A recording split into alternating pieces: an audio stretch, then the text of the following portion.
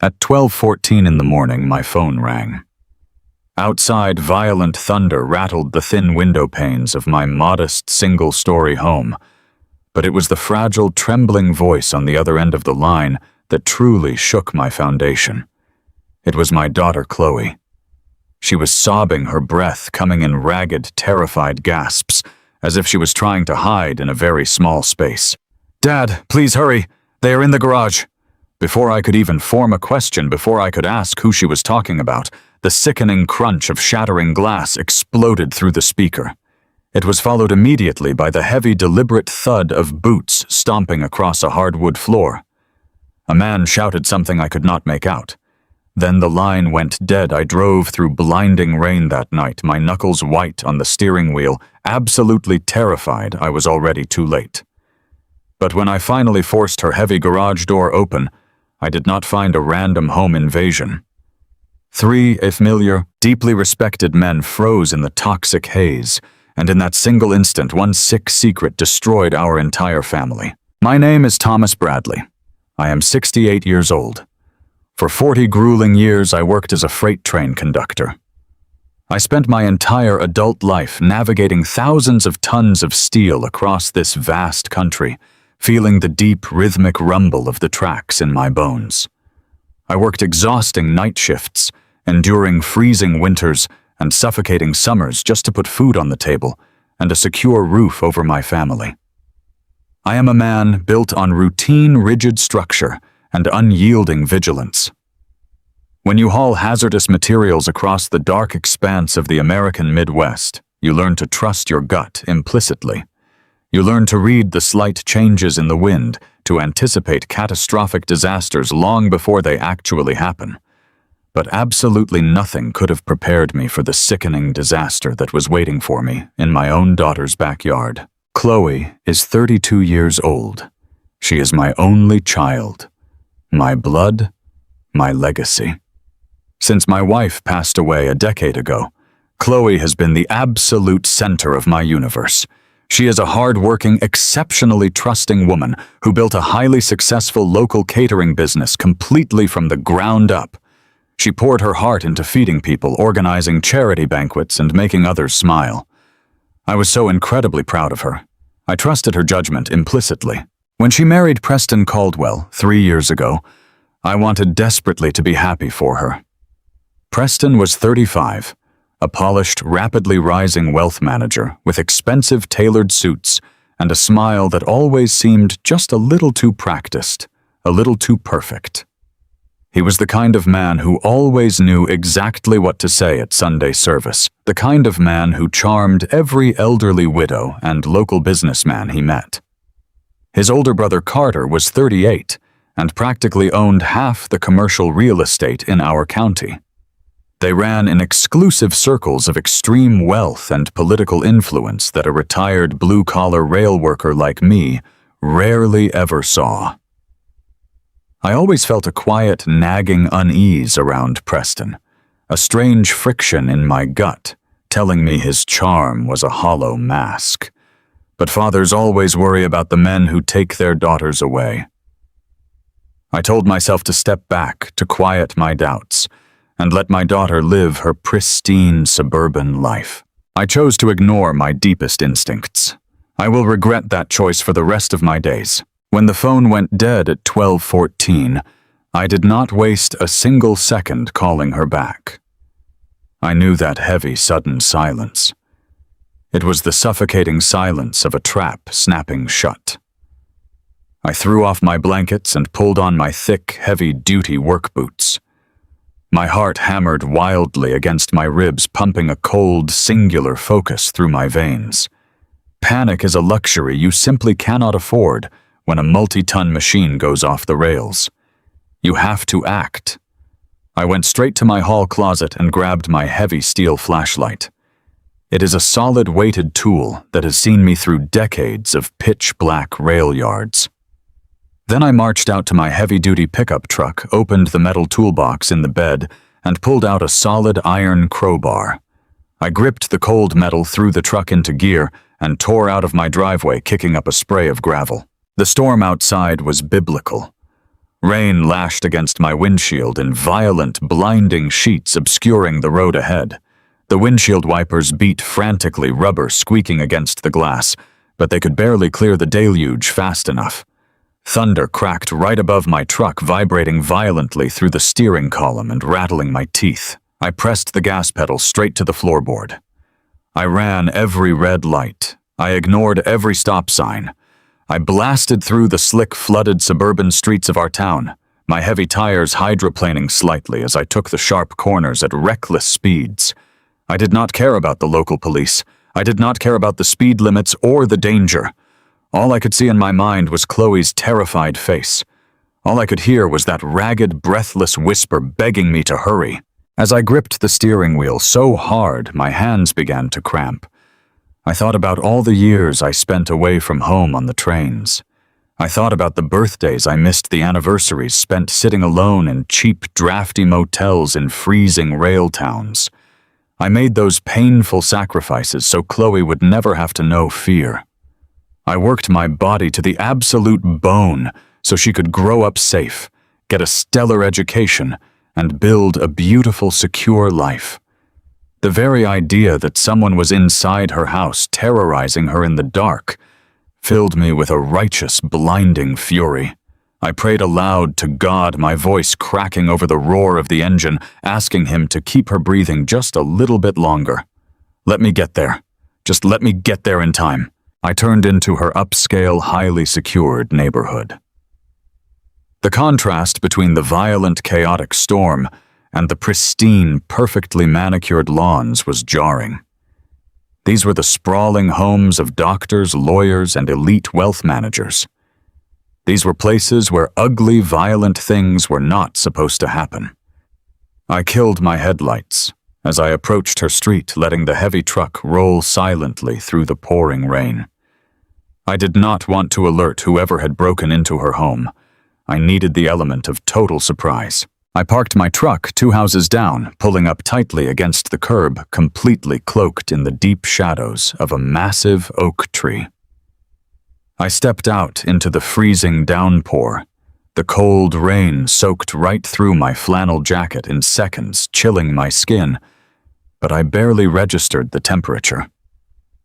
I gripped the heavy steel flashlight tightly in my left hand and the iron crowbar in my right.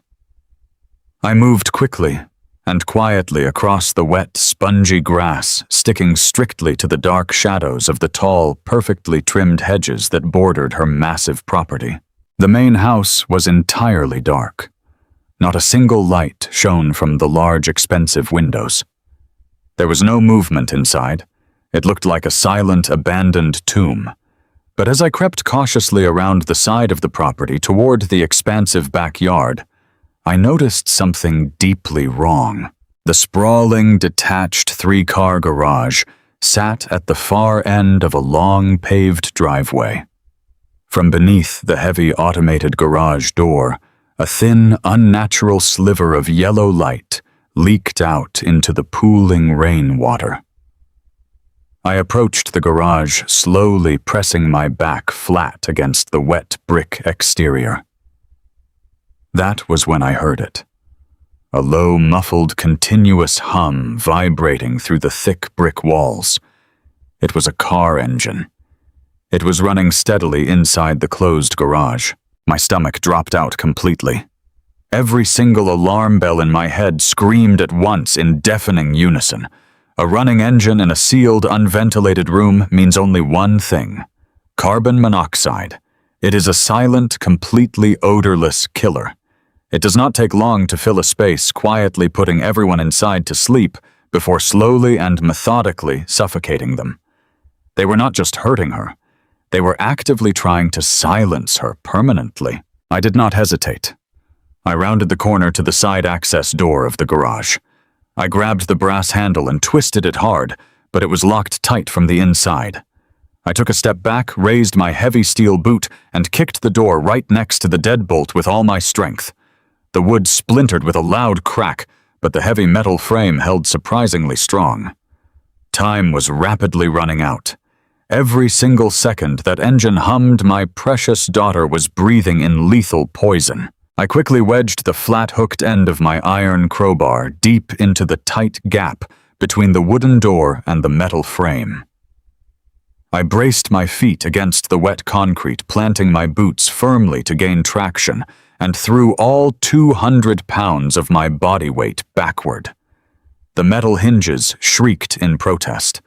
The wood groaned loudly, cracking sharply over the sound of the relentless pouring rain. With one final agonizing heave, the locking mechanism violently tore out of the doorframe, sending splinters of wood flying into the dark. I kicked the door wide open and charged inside. A thick, suffocating wave of heat and foul exhaust hit me instantly. The air inside the garage was incredibly heavy, thick with the toxic, nauseating stench of carbon monoxide and unburned fuel. My eyes began to water and sting immediately, and my throat burned sharply as I inhaled the poisoned atmosphere. In the exact center of the garage sat Chloe's large, expensive SUV. The engine was roaring steadily. The headlights were turned off, but the interior cabin lights were glowing faintly, casting a sickly yellow hue over the front seats. I rushed toward the vehicle, my heart climbing so high into my throat I could barely swallow. I looked desperately through the driver's side window. Chloe was slumped heavily against the steering wheel. Her head was tilted awkwardly to the side, her eyes completely closed. Her beautiful face was deathly pale, a horrifying, unnatural shade of gray. She was completely motionless. She was not waking up. Her chest was barely rising. I raised my heavy steel flashlight high, preparing to smash the reinforced window and drag her out, but a sudden slight movement in my peripheral vision made me freeze in my tracks. I was not alone in the garage. Standing just on the other side of the running SUV, half swallowed by the toxic haze and the dim, flickering light of a single overhead bulb, were 3 men. They were not masked intruders. They were not random burglars looking for a quick, desperate score. I recognized them instantly, and the recognition hit me far harder than any physical blow ever could. Standing closest to the passenger door, looking entirely composed, was Preston Caldwell, my daughter's polished, wealthy husband. His expensive suit jacket was casually discarded on the hood of the car, his crisp white sleeves rolled up neatly to his elbows, his hands resting on his hips as he casually watched his own wife slowly suffocate to death. Next to him stood his older brother, Carter Caldwell, the ruthless, connected real estate developer who practically owned the town. He was holding a pair of heavy black leather gloves, his face an emotionless mask, looking completely unbothered by the deadly toxic environment they were standing in. But it was the third man that truly made my blood turn to ice. Standing quietly by the back wall of the garage, holding a glowing digital tablet and observing the horrific scene with absolute chilling calm, was Pastor David Higgins, the deeply trusted, widely respected head of their affluent suburban church. The very man who had stood at the altar and married Chloe and Preston. The man who preached passionately about grace, honesty, and family values every single Sunday to hundreds of devoted, trusting families. They stood there freezing like deer caught in headlights as I burst through the splintered door. They had not expected me. They thought they had plenty of time. They thought they were conducting a clean, perfect execution, cleverly wrapped in a tragic, undeniable domestic accident. For 2 agonizing seconds, nobody moved a single muscle. The only sound in the world was the steady, deadly hum of the SUV engine and the relentless driving pounding of the rain against the garage roof outside. Preston's perfectly manicured, handsome face twisted from shock into something utterly cold and deeply malicious. He did not look like a grieving, panicked husband. He looked like a cornered animal rapidly calculating his next violent move. Carter dropped his leather gloves onto the concrete floor, his large hand slowly and deliberately reaching toward a heavy metal wrench resting on the tool bench behind him. Pastor Higgins slowly lowered his glowing tablet, instantly pasting on a sickening artificial expression of deep sorrow, raising his hands in a calculated gesture of false surrender and peace. My brain processed the entire horrific scene with absolute crystal clarity. The shattered glass Chloe had mentioned on the phone, the heavy footsteps in her house, the running car, the three most powerful, trusted men in her life standing over her like patient vultures waiting for a helpless carcass to finally stop twitching. They had forcefully dragged her out here. They had locked the doors from the inside. They were methodically murdering my daughter. A dark, righteous fury ignited in the very center of my soul. It was a rage so pure, so incredibly consuming that it completely drowned out the toxic exhaust burning my lungs and stinging my eyes. I did not care about their vast wealth. I did not care about their polished social standing. I did not care about the immense political power they held in this town. They had violently laid their hands on the only thing in this entire world that mattered to me. I am not a violent man by nature, but 40 years on the railroad teaches you that when an unstoppable force meets a fragile object, the fragile object is utterly destroyed. These three men thought my daughter was fragile. They thought because she was kind, because she served her church and loved her husband, that she would quietly fade away and let them cover up whatever filthy sins they were hiding. They believed their expensive suits and holy titles made them completely untouchable. They had engineered the perfect crime, assuming there would be no consequences. But they had made one massive, fatal miscalculation. They forgot about the unstoppable force standing between them and the exit. I tightened my iron grip on the heavy steel flashlight in my left hand. I raised the solid iron crowbar in my right hand. I took a deep, burning breath of the poisoned air, locked my eyes directly on Preston Caldwell, and stepped forward to tear their pristine, perfectly constructed lives completely to the ground. The toxic heat of the garage wrapped around my face like a suffocating blanket. My chest heaved as my lungs fought for clean air, but my eyes never left the three men standing around my dying daughter. You would expect panic from men caught in the middle of a murder. You would expect them to scatter like rats under a bright light.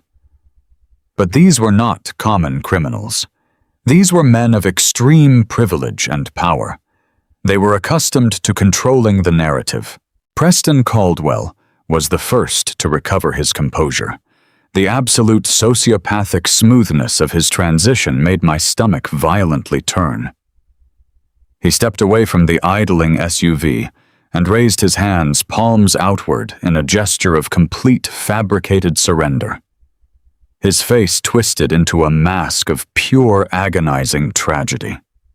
It was a performance worthy of a Hollywood screen manufactured in the span of a single heartbeat. "Thomas," Preston gasped, his voice laced with synthetic relief. "Thank God you are here. We just broke in. We just managed to get the side code to work." He took a slow step toward me, shaking his head, as if he were a man broken by grief. "Chloe called us. She was completely hysterical. She had a total mental breakdown, Thomas. She locked herself in here and started the engine. She has been talking about ending it all week.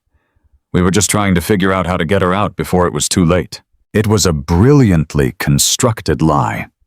It provided an alibi, a motive, and a tragic conclusion, all wrapped into one neat, digestible package. If I were any other man, if I were a frightened old father desperate for an explanation, I might have believed him. But I spent 40 years running freight trains. My entire survival depended on looking at a set of tracks and instantly knowing if the switch was aligned correctly. The switch here was dead wrong. I looked at the heavy leather gloves Carter had dropped on the concrete. Men rushing to save a suicidal woman, Do not put on thick leather work gloves. I looked at the side access door I had just splintered into pieces. It was locked from the inside. If they had just broken in to save her, they would have unlocked the doors to vent the deadly carbon monoxide. They had not vented the room. They had sealed it. They were simply standing there timing her death. I did not waste my breath arguing. Words are completely useless against men who build their fortunes on deception. Every second I spent listening to Preston's polished lies was a second my daughter was suffocating. I tightened my grip on my heavy steel flashlight and simply walked right past him. "Thomas, wait," Preston said, reaching out to grab my shoulder. I did not even look at him. I shoved my shoulder forward, hitting his chest hard enough to knock the younger man off balance. I marched directly to the passenger side of the SUV. The interior was locked. Chloe was completely motionless against the steering wheel. Her skin was taking on a terrifying blue tint. The engine continued its relentless, mocking hum. I raised the solid steel maglite high above my head and brought it down against the passenger side window with every ounce of brute strength left in my 68-year-old body. The reinforced glass did not break on the first strike. The impact sent a painful, jarring shockwave straight up my arm and into my shoulder socket. I gritted my teeth, planted my boots firmly on the slick concrete floor, and swung a second time. I aimed directly for the bottom corner of the window, where the structural integrity of the glass is the weakest. The window shattered with an explosive crash, raining thousands of tiny glittering cubes of safety glass onto the leather seats. I did not care about the sharp edges biting into my forearm. I thrust my upper body through the broken window, unlocking the doors and lunging across the center console. My fingers scrambled blindly in the dim light until I found the ignition button. I pressed it hard. The roaring engine finally shuddered and died. The sudden silence in the garage was deafening, broken only by the violent storm raging outside the broken door. I pulled myself out of the passenger side and ran around the front of the vehicle. I yanked the driver's side door wide open. The concentrated smell of toxic exhaust billowing out of the cabin was enough to make my eyes water and my vision blur. I reached in and grabbed my daughter. She was dead weight, her body completely limp and unresponsive. I wrapped my thick, calloused hands under her arms and hauled her out of the seat. I hoisted her over my shoulder in a fireman carry, ignoring the agonizing burn in my lower back. She was alive, but her breathing was dangerously shallow. I turned toward the shattered exit door, desperate to get her out into the clean, freezing rain. But my path was completely blocked. Carter Caldwell stood directly in the doorway. At 38, he was a massive, imposing figure. He spent 2 hours a day in an expensive private gym, and he used his physical size to intimidate everyone around him. He crossed his thick arms over his chest, completely blocking the only source of fresh oxygen. His face was a mask of cold, calculating fury. He was no longer playing the part of the concerned brother-in-law. He was a ruthless developer looking at a problem that needed to be permanently eradicated. "Put her down, old man," Carter demanded. His voice was low, devoid of any human empathy.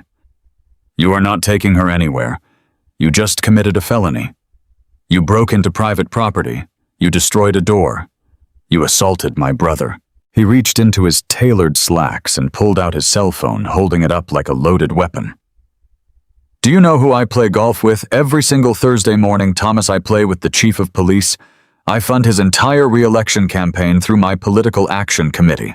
I have the entire department on speed dial.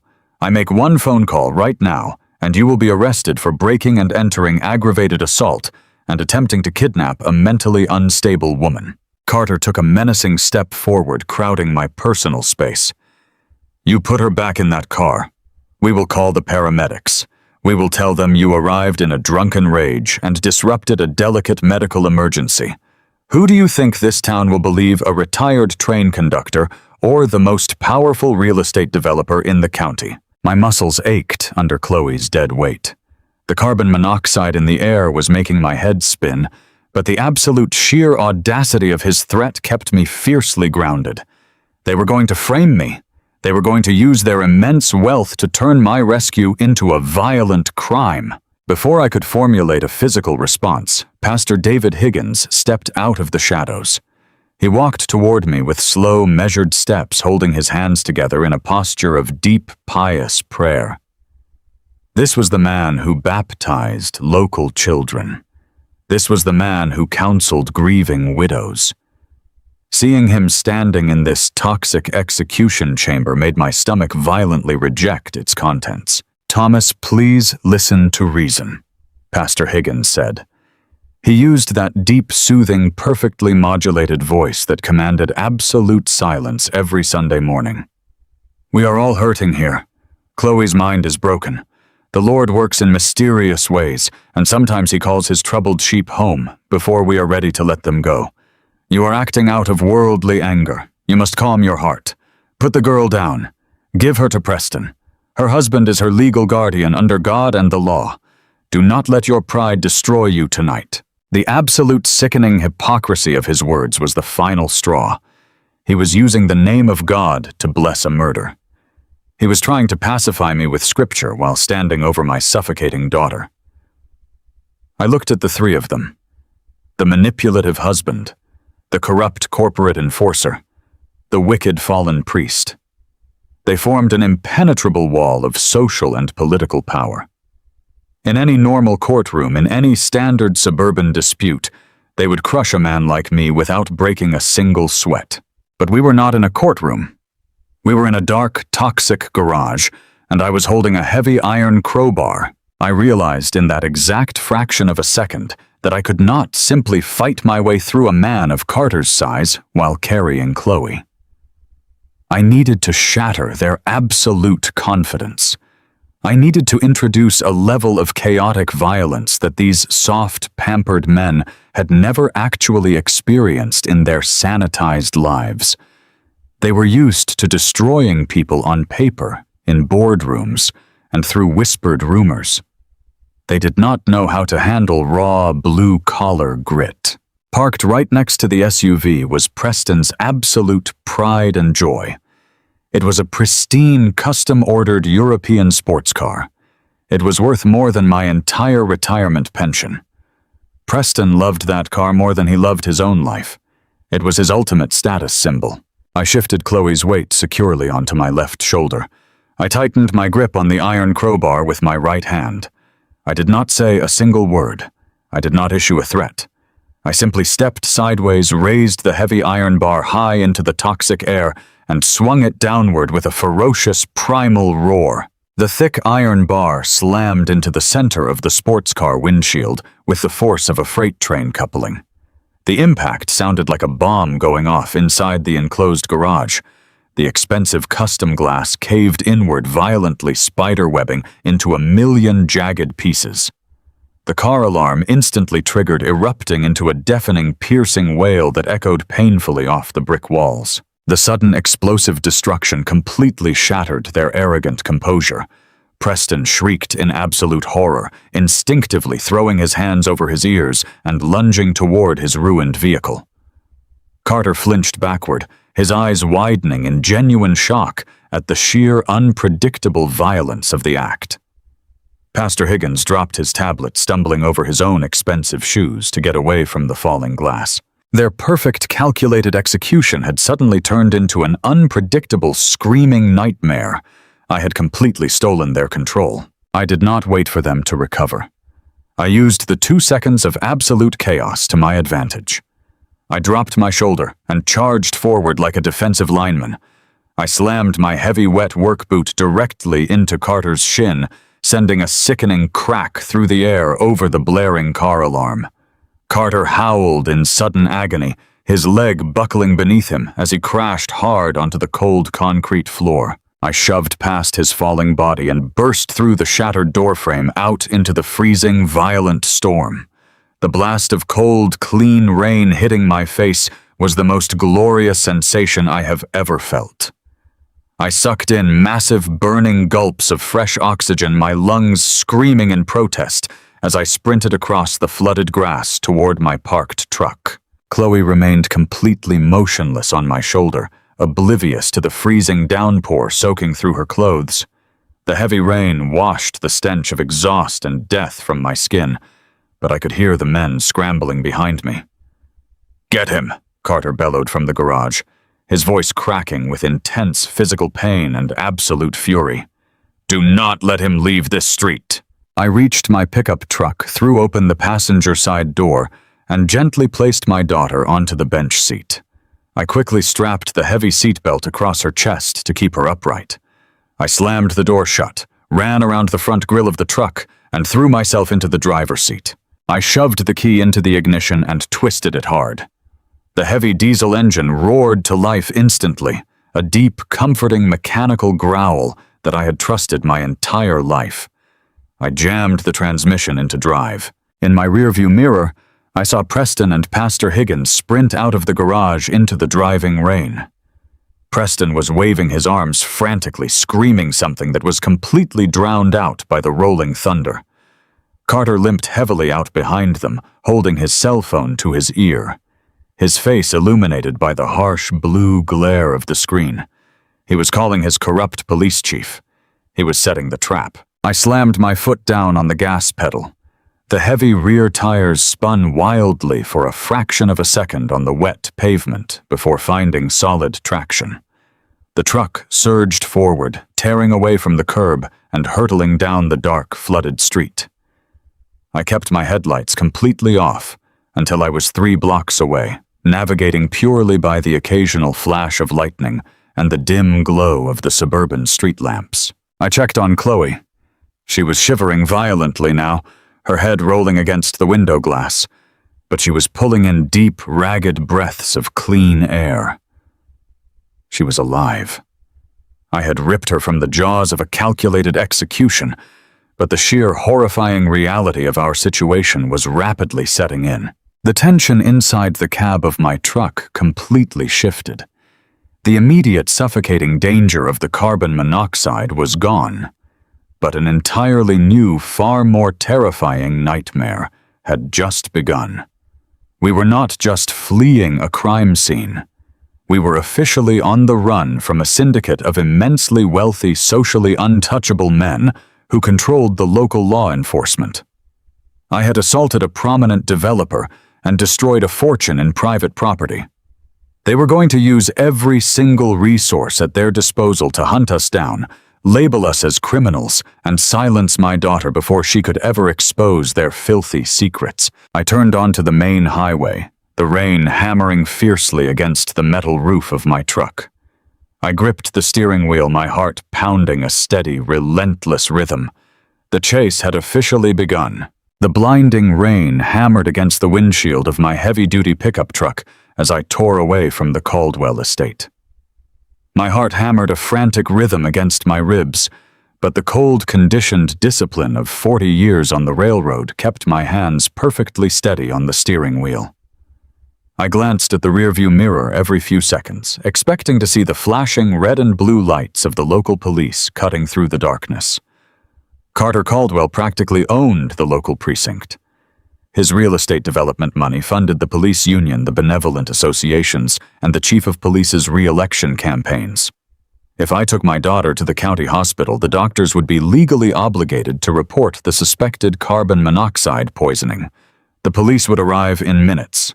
Carter would ensure they arrested me for assault and home invasion, and Chloe would be handed right back to her husband under the guise of a mental health hold. I could not risk the hospital. I could not risk going back to my own home because that would be the very first place they would send their corrupt badges to look.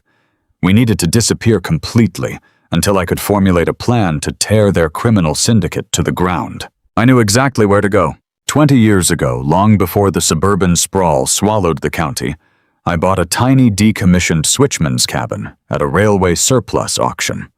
It sat deep in the dense, overgrown pine woods of the neighboring county, parked right next to a set of rusted, abandoned freight tracks that had not seen a train since the late 1980s. There was no paved road leading to it, no municipal power grid, and absolutely no cell service. It was a ghost location. It was the one place in the world that Preston and his wealthy, arrogant family knew absolutely nothing about. I veered the truck off the main highway and took a series of winding, unlit backcountry dirt roads. The mud was thick and treacherous, but my four-wheel drive chewed through the muck with brutal efficiency. When we finally broke through the tree line and pulled up to the rotting wooden porch of the old cabin, the storm was still raging with absolute fury. I threw the truck into park, killed the engine, and hurried around to the passenger side. Chloe was still unresponsive, her skin cold to the touch, her breathing shallow and ragged. I unbuckled her, lifted her carefully into my arms, and kicked the heavy timber door of the cabin open. The inside of the cabin was pitch black and smelled faintly of old cedar and damp earth. I laid my daughter gently on the dusty canvas sofa in the center of the room. Moving purely on muscle memory, I found the old kerosene lantern on the mantel, struck a match, and filled the small room with a warm, flickering amber glow. I immediately went to work building a fire in the antique cast-iron stove, using the dry kindling I always kept stacked in the corner. Within 20 minutes, the small cabin began to heat up.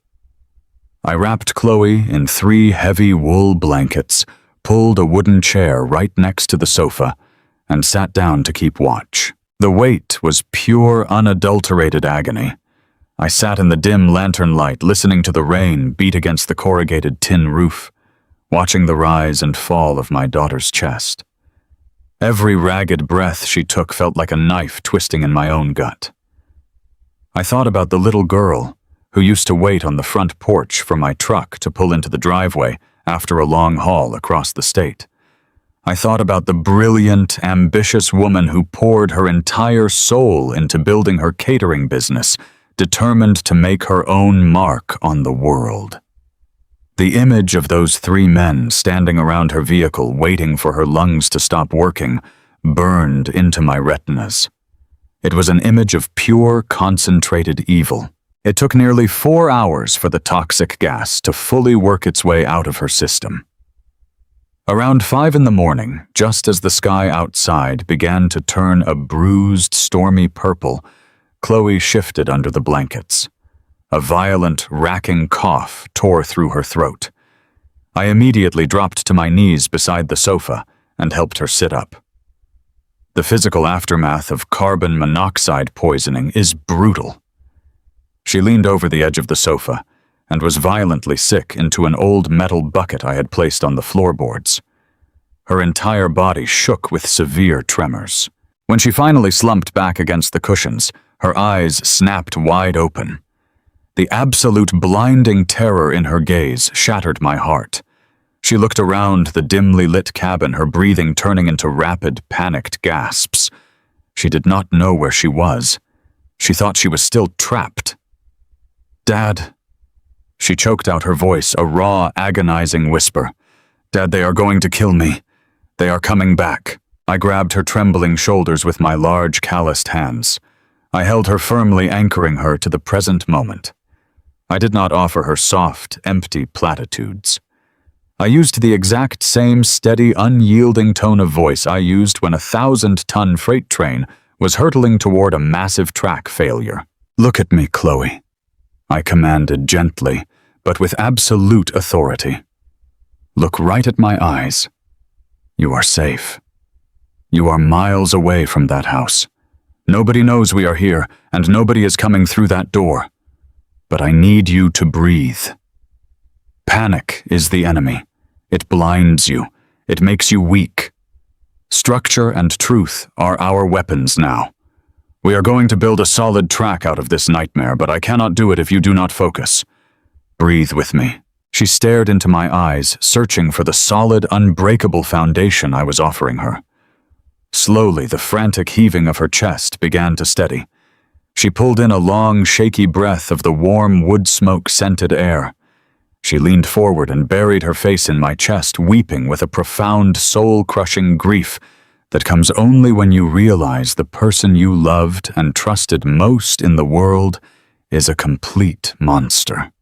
I held her tightly, stroking her hair until the tears finally subsided into quiet exhaustion. I poured her a mug of bottled water and handed it to her. She drank it slowly, her hands wrapped tightly around the plastic as if trying to draw warmth from it. "I need to know everything," I said softly. "I need to know why the man you married, his real estate mogul brother, and the pastor of your church were standing in a locked garage watching you die." Chloe closed her eyes, swallowing hard. The bitter truth poured out of her in a steady, devastating stream. "It was the catering business, Dad," she began, her voice hoarse. "You know how hard I worked to secure the contract for the massive charity gala at the church. Pastor Higgins practically handed it to me. It was a $500,000 operating budget meant to feed thousands of donors and raise money for the new community orphanage project. I was so incredibly proud. I thought it was my big break into corporate event planning." I nodded, remembering how excited she had been when she won the bid 6 months ago. Preston offered to handle all the back-end bookkeeping. She continued a bitter, cynical smile touching the corner of her lips. "He is a senior wealth manager. He told me I needed to focus entirely on the culinary logistics, the staffing, and the event execution. He said he would manage the vendor payments, the tax write-offs, and the church invoices. I trusted him completely. He is my husband. Why would I ever doubt him?" She took another sip of water, her eyes hardening as the memory of her discovery took hold. "Yesterday afternoon, I was at the house going over the final menu costs on my iPad. Preston had borrowed it the night before to check some emails, and he forgot to log out of his encrypted cloud drive. I clicked on a file by accident, thinking it was my produce vendor list. It was not. It was a master ledger." Chloe looked at me, the sheer magnitude of the betrayal vibrating in her voice. "Dad, the church gala was a massive orchestrated front. Pastor Higgins was intentionally bleeding the church charity funds dry. He was authorizing millions of dollars in fake community outreach grants. But the money was not going to the poor. The money was being funneled directly through my catering company's tax identification numbers. Preston was coding the stolen charity funds as massive inflated vendor payments for equipment rentals, premium imported food, and specialized event staffing that never actually existed. My mind raced rapidly, piecing together the complex financial architecture of the crime. And where was Preston sending the clean money once it passed through your business accounts?" To Carter, Chloe whispered, a tear slipping down her pale cheek. "Carter's construction shell companies. They were supposedly billing my catering business for building temporary event pavilions and outdoor kitchens. The money washed perfectly. The church donors gave to the pastor. The pastor paid my catering company. Preston doctored my books to show massive operating expenses, and he wired the clean, untraceable cash directly into Carter's offshore real estate holding accounts.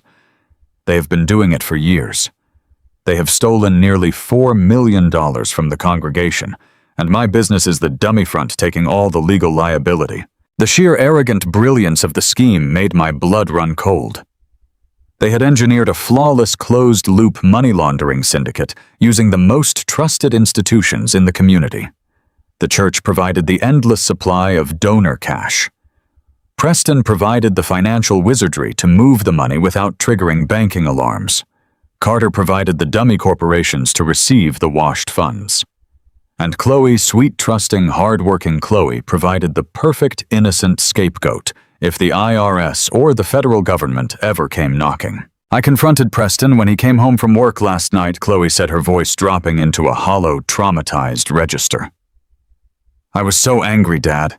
I demanded to know why my company was showing million-dollar payouts to construction firms I had never heard of. I told him I was calling the police in the morning." I leaned forward, my hands gripping my knees. "What did he do?" He did not even raise his voice. She sobbed, clutching the wool blankets tightly around her shoulders. He just smiled at me. He looked at me with these dead, empty eyes and told me I was overreacting to complex tax structuring. He went into the kitchen and brewed me a cup of my favorite chamomile tea. He sat at the island, rubbed my shoulders, and told me we would sit down with his accountants today to explain the whole thing. He was so calm, Dad. He was so loving. I drank the tea. She squeezed her eyes shut, reliving the horrifying sensation of the betrayal. 10 minutes later, I could not feel my legs. My tongue went completely numb. I collapsed onto the kitchen floor. The last thing I remember before I completely blacked out was Preston standing over me dialing his phone. I heard him tell Carter that the liability had become unstable and that it was time to initiate the exit strategy. They dragged me to the garage. They were going to stage my death as a suicide. The puzzle pieces snapped together in my mind with a sickening, violent clarity. It was the perfect, airtight narrative. A hard-working catering business owner gets overwhelmed by debt. She supposedly embezzles millions from her own beloved church to keep her failing company afloat. The immense, unbearable shame of her terrible crimes drives her to take her own life in her pristine suburban garage. Preston gets to play the wealthy, heartbroken widower. Pastor Higgins gets to preach a tragic, moving sermon about the dangers of greed and the need for communal healing. Carter gets to keep the millions of dollars safely tucked away in his offshore accounts. The local police chief, safely resting in Carter's deep pockets, rules the death, a tragic, open and shut suicide, without conducting a single forensic investigation. They were going to completely destroy my daughter's life, her reputation and her legacy, all to protect their filthy stolen empire. A profound, monumental shift occurred inside my soul in that exact moment. The lingering adrenaline from the rescue completely evaporated, replaced by a cold, highly calibrated absolute determination. I was no longer just a father trying to protect his child from a bad domestic situation. I was a man standing on the front lines of a massive, multi-million-dollar criminal conspiracy. The men we were fighting were not petty street thugs. They were highly educated, socially insulated, untouchable predators who utilized the legal and financial systems as their personal weapons. If I simply walked into a local police station and tried to report a wealthy wealth manager, a beloved pastor, and a billionaire developer for attempted murder based solely on the word of a traumatized woman, they would crush us instantly. They would lock Chloe in a psychiatric ward, claiming the carbon monoxide had damaged her brain and caused severe paranoid delusions. They would lock me in a cell for assaulting them and destroying Preston's vehicle. We were completely isolated, cut off from the standard avenues of justice. But as I looked at my daughter, wrapped in old wool blankets in a dusty, forgotten cabin in the woods, I knew exactly what I had to do. They had designed a brilliant, complex machine to destroy us, but a machine is only as strong as its weakest, most vulnerable component. I had spent my entire life moving massive, unstoppable machines. I knew exactly how to derail them.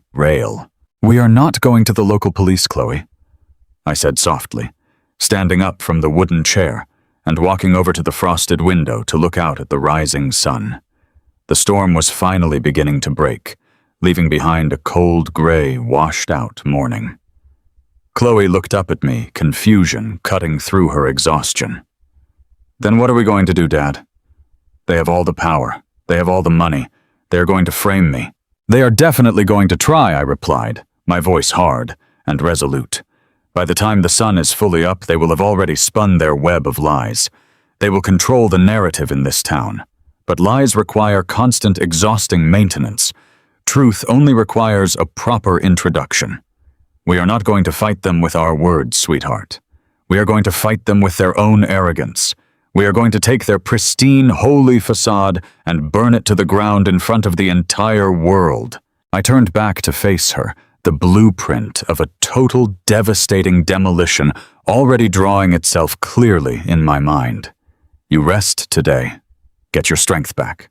Because tonight, the hunted become the hunters. The storm finally broke just after dawn. The violent rain that had hammered the corrugated tin roof of the abandoned switchman cabin all night long faded into a cold and heavy drizzle. I sat in a rigid wooden chair beside the old canvas sofa, watching the weak gray light slowly filter through the dirt-caked windows. Chloe was finally sleeping deeply, her breathing steady and regular. The raw and toxic gray pallor had slowly left her skin replaced by the pale and profound exhaustion of someone who had just survived a horrific near-death ordeal. I did not sleep a single wink.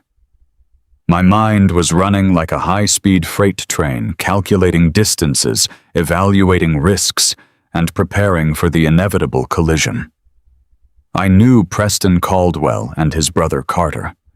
I knew exactly how men of their immense status operated. They would never wait for us to make the first move. They would strike hard and fast, using their vast wealth and deep community ties to completely bury the truth before we even had a chance to speak. I reached into the deep pocket of my heavy canvas coat and pulled out a cheap, prepaid burner phone I had purchased months ago for absolute emergencies on the road. I powered it on, watching the small, cracked screen glow brightly in the dim cabin. The device buzzed violently in my palm the moment it connected to the nearest cellular tower. I opened the mobile web browser and navigated straight to the local news channels. I did not even have to search for our names. We were the breaking headline on every single major broadcast in the county. The bold red letters scrolling across the bottom of the screen read that a local businesswoman had fled after a $2 million church embezzlement was discovered. I clicked on the live video feed from the leading local news network. The screen loaded to show the grand and sweeping marble steps of Pastor Higgins' beautiful suburban church. The rain was still falling heavily there, creating a dramatically somber backdrop for the absolute circus they had successfully orchestrated. Standing tightly together behind a large cluster of microphones were Preston Carter and the pastor. They were putting on an absolute masterclass in psychological manipulation. Preston looked like a completely shattered man. He wore a dark and muted suit, his hair meticulously disheveled, his shoulders slumped in an attitude of profound and agonizing defeat. Pastor Higgins stood right beside him, a comforting hand resting heavily on Preston's shoulder, projecting the flawless image of a deeply sorrowful shepherd guiding his flock through an unspeakable and tragic betrayal. The pastor leaned into the microphones, his rich and soothing voice echoing through the small and tinny speaker of my phone. He told the gathered reporters that it was with a heavy and utterly broken heart that the church leadership had uncovered a massive and devastating financial betrayal. He claimed that over the past 6 months, during the extensive preparations for their largest charity fundraiser, Chloe had aggressively manipulated the church accounting systems. He spun a sickeningly detailed and highly structured lie, stating she had systematically siphoned over $2 million from the Orphan Outreach Fund directly into hidden and untraceable offshore accounts. He spoke of her with deep and fabricated pity, claiming that the immense and crushing guilt of her terrible sins had finally driven her to a severe psychological break. He asked the entire congregation to pray for her troubled soul. Then Preston stepped up to the podium. He actually managed to squeeze a single trembling tear from his eye. He told the flashing cameras that he had tried to confront his wife the night before, begging her to seek professional help and voluntarily return the stolen charity funds. He claimed Chloe had become violently hysterical and completely detached from reality. He narrated a completely fictitious and horrifying sequence of events, stating that Chloe had tragically attempted to take her own life in their garage out of sheer and unbearable shame. He told the world that he and his brother Carter had desperately broken the heavy garage door down to save her from the toxic fumes. He looked straight into the news cameras, portraying himself as the ultimate and tragic hero who had tried everything to save his deeply troubled wife. But the absolute worst and most venomous lie was entirely reserved for me. Preston looked directly into the camera lenses and stated that Chloe had called her estranged and violently unhinged father for help. He told the reporters that I had arrived at the property in a drunken and volatile rage, completely disrupting their delicate medical intervention. He painted me as a dangerous and unstable brute who had brutally assaulted Carter with a heavy iron weapon, completely shattered his expensive vehicle in a blind rage, and forcibly kidnapped Chloe before she could receive life-saving psychiatric care. The local chief of police, a corrupt man whose very badge was bought and paid for by Carter Caldwell's real estate money, stood right behind them. The chief solemnly confirmed to the press that felony arrest warrants had been officially issued for both Chloe and me. We were now considered armed, extremely dangerous, and active fugitives from the law. The sheer and arrogant audacity of their perfectly constructed narrative made my blood boil with a heat I had never known. They had inverted reality completely and flawlessly. They turned their attempted murder into a heroic and desperate rescue. They transformed their massive and institutional money laundering syndicate into Chloe's personal and shameful betrayal. And they twisted my desperate and frantic extraction into a violent and unhinged kidnapping. They were using the complicit media and the corrupt local authorities as a heavy and inescapable bludgeon to completely isolate us from the rest of the world. They wanted to ensure that if we ever tried to tell the truth, nobody would ever listen. A soft and terrified gasp from the sofa broke my intense concentration. I looked up quickly to see Chloe sitting completely upright, her eyes wide and fixed in pure and unadulterated horror on the glowing screen of my burner phone. She had woken up just in time to hear her own husband tear her entire reputation to shreds on live television. The color drained completely and instantly from her face, leaving her looking like a ghost. She reached out with a trembling hand and took the phone from my grip. She watched the remainder of the broadcast in total and agonizing silence as Preston tearfully begged her to turn herself in to the authorities before she hurt herself any further. When the video finally ended, Chloe dropped the phone onto the dusty floorboards. She pulled her knees tightly to her chest and began to hyperventilate, her breath coming in sharp and painful gasps. Her entire body shook with the devastating and crushing realization of her current situation. She grabbed her own smartphone from her damp jacket pocket and frantically checked her banking applications. Every single account was completely locked. The screens flashed bright red error messages indicating that her personal and business assets had been frozen by an emergency federal order. Her catering business, the incredible dream she had poured her entire heart and soul into building from absolute scratch, was utterly destroyed with a single phone call. "Dad." She whispered, her voice cracking with absolute and bottomless despair. "They took everything. They locked my accounts. They put my face on the national news. My employees are going to think I robbed them. My clients are going to think I am a thief. Everyone is going to believe them. The whole town completely trusts the pastor. The whole county heavily relies on Carter for their jobs. Who is ever going to believe a local caterer and a retired train conductor over the most powerful men in the city? We have absolutely nothing left. I am going to prison for horrible crimes I did not commit, and you are going to go to jail for the rest of your life just for trying to save me." The sheer gravity of their social and financial power was specifically designed to make her feel exactly this way.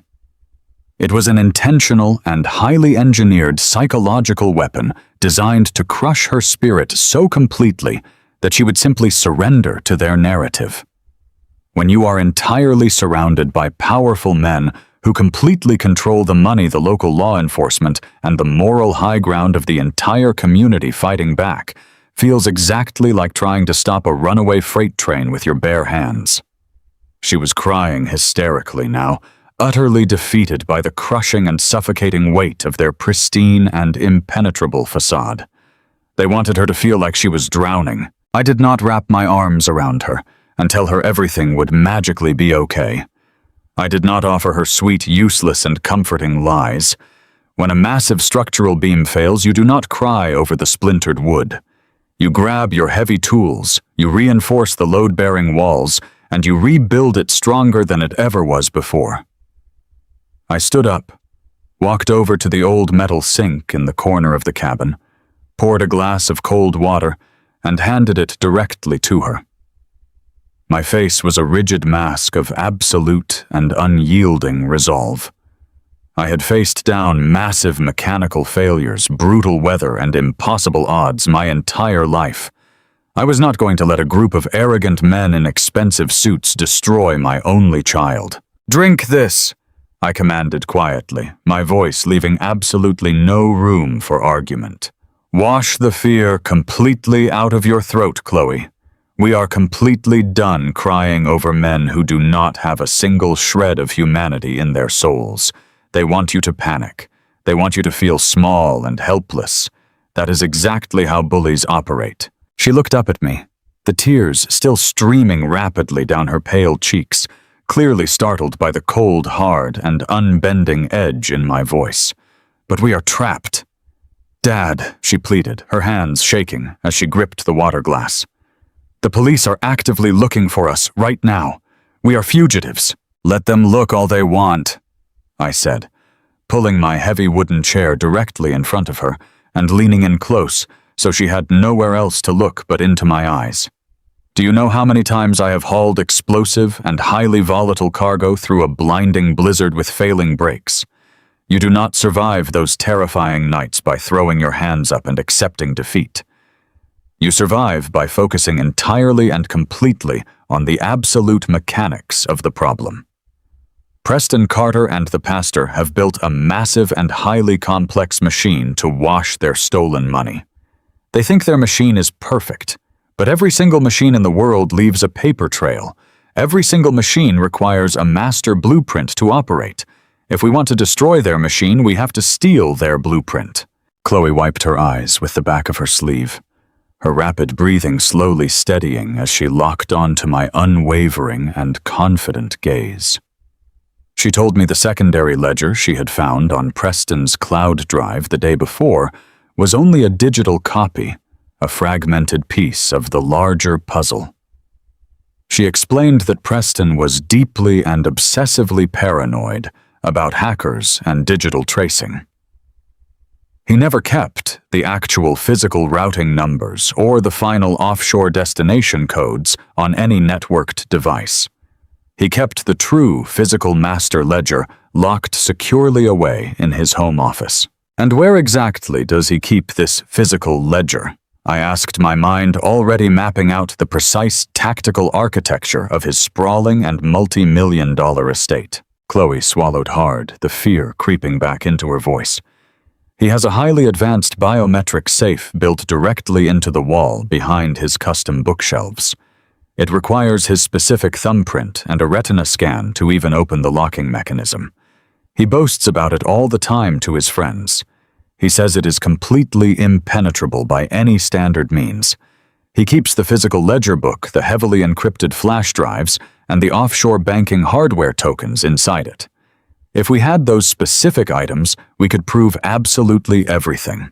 We could trace every single stolen dollar directly back to Carter and the pastor. But it is totally impossible, Dad. The house is rigged with state-of-the-art security cameras. And even if you somehow miraculously got inside without triggering the silent alarms, you cannot open that safe without his eye and his thumb." I let out a low and gruff chuckle, that held absolutely zero humor. A cold and determined smile touched the very corners of my mouth, driven by 40 years of raw blue-collar grit, and an intimate and lifelong understanding of raw mechanical force. Preston Caldwell was a soft and deeply arrogant man who firmly believed that expensive digital technology made him invincible. He believed that a biometric scanner was the ultimate and unbreakable defense. He had absolutely no idea what an angry and highly motivated father with absolutely nothing left to lose was truly capable of. "They want to paint us as violent and unhinged criminals, Chloe," I said softly, standing up and walking purposefully over to my heavy-duty metal toolbox resting on the floorboards by the cabin door. "They want the entire world to believe that we are desperate and out of control. They truly think their massive wealth and their shiny and expensive security systems make them completely untouchable. But we are not going to fight their calculated lies with desperate pleas for mercy. We are going to fight them with an undeniable and multi-step workflow of hard and concrete evidence." I unlatched the heavy metal latches of my toolbox and threw the lid open. The metallic clank echoed loudly in the small room. Inside, resting perfectly organized among the heavy wrenches and hammers, were tools that no arrogant wealth manager would ever know how to properly defend against. There were high-torque angle grinders, industrial-grade titanium cutting discs, and a portable thermal lance I used specifically for heavy and catastrophic rail repairs. Preston truly thinks his safe is secure because it requires his specific thumbprint. I continued pulling a heavy steel grinder from the box and checking the solid weight in my hands. But a sophisticated biometric lock only matters if you actually plan on using the door. I do not care about his thumbprint. I am going to cut his impenetrable safe straight out of the wall. We are going to take that master ledger, and we are going to hand it directly to the federal government. I watched the profound fear in my daughter's eyes slowly begin to shift. The paralyzing terror that had gripped her all morning was finally receding, replaced by a tiny and glowing spark of righteous and burning anger. She realized that we were no longer running. We were pivoting. We were officially launching a highly calculated counteroffensive. The Vipers had spun their beautiful and flawless narrative for the morning news, but they had left their most vital vulnerability completely exposed. They thought we were broken. They were dead wrong. The real fight had only just begun. The heavy storm that had battered our county through the night finally broke by mid-morning, leaving behind a cold, washed-out gray sky and roads slick with mud and debris. I left Chloe wrapped securely in thick wool blankets by the iron stove inside the old switchman cabin. The fire was burning hot enough to chase the damp chill from her bones, and for the first time in 24 hours, her breathing was steady. I promised her I would return with a concrete plan, and a man like me does not make promises he cannot keep. I climbed into my heavy-duty pickup truck and drove 2 towns over, navigating the back roads to avoid any local patrol cars. The local police were currently hunting me as a violent fugitive, but they were looking for a panicked, desperate old man making mistakes. They were not looking for a man who had spent 4 decades mastering the precise, unyielding logistics of the American railroad. I knew exactly how to move without being seen. I pulled into the gravel parking lot of an old faded diner sitting right on the edge of the county line. The neon sign buzzed with a dying electrical hum, and the air inside smelled of stale coffee and fried bacon. It was the kind of place where working men ate in silence miles away from the pristine, manicured suburbs where Preston Caldwell and his brother operated. I walked to a cracked vinyl booth in the far back corner and slid in across from a man who was already waiting for me. His name was Samuel Harrison. Sam grew up 3 blocks from me in our old blue-collar neighborhood. While I was out hauling thousands of tons of freight across the freezing Midwest, Sam was working night shifts to put himself through law school. He eventually clawed his way up the legal ladder to become one of the most ruthless and deeply respected federal prosecutors in the district. Sam retired 5 years ago, trading his tailored courtroom suits for flannel shirts and a quiet life on a small fishing lake. But a man like Sam never truly loses his edge. He still possessed the sharp, calculating eyes of a man who spent his entire career hunting apex predators. If there was anyone on this earth I could trust with my life and my daughter's absolute safety, it was him. I did not waste time with pleasantries. I slid my burner phone across the sticky table. On the screen were the clear, high-resolution photographs I had taken of Preston's secondary digital ledger, the files Chloe had discovered before they tried to silence her. Sam picked up the phone, pulled a pair of reading glasses from his shirt pocket, and scrolled through the images in complete silence. For 10 long minutes, the only sound between us was the clinking of silverware from the kitchen and the steady hum of the diner refrigerator. When Sam finally looked up, his weathered face was grim, and his jaw was set like a vice. He placed the phone back on the table and let out a long, heavy sigh. "Thomas," he said, his voice low and gravely, "what you have here is the blueprint of a massive, highly sophisticated corporate money laundering syndicate. They are using the church charity fund as a completely tax-free vacuum to suck in donor money.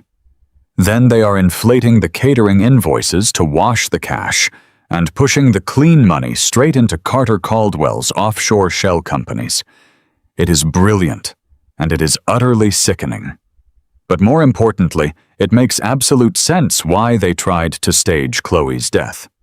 She is the registered owner of the catering business. If she dies in a tragic, guilt-ridden suicide, the entire liability dies with her. The local cops close the book, and Preston walks away a rich, grieving widower.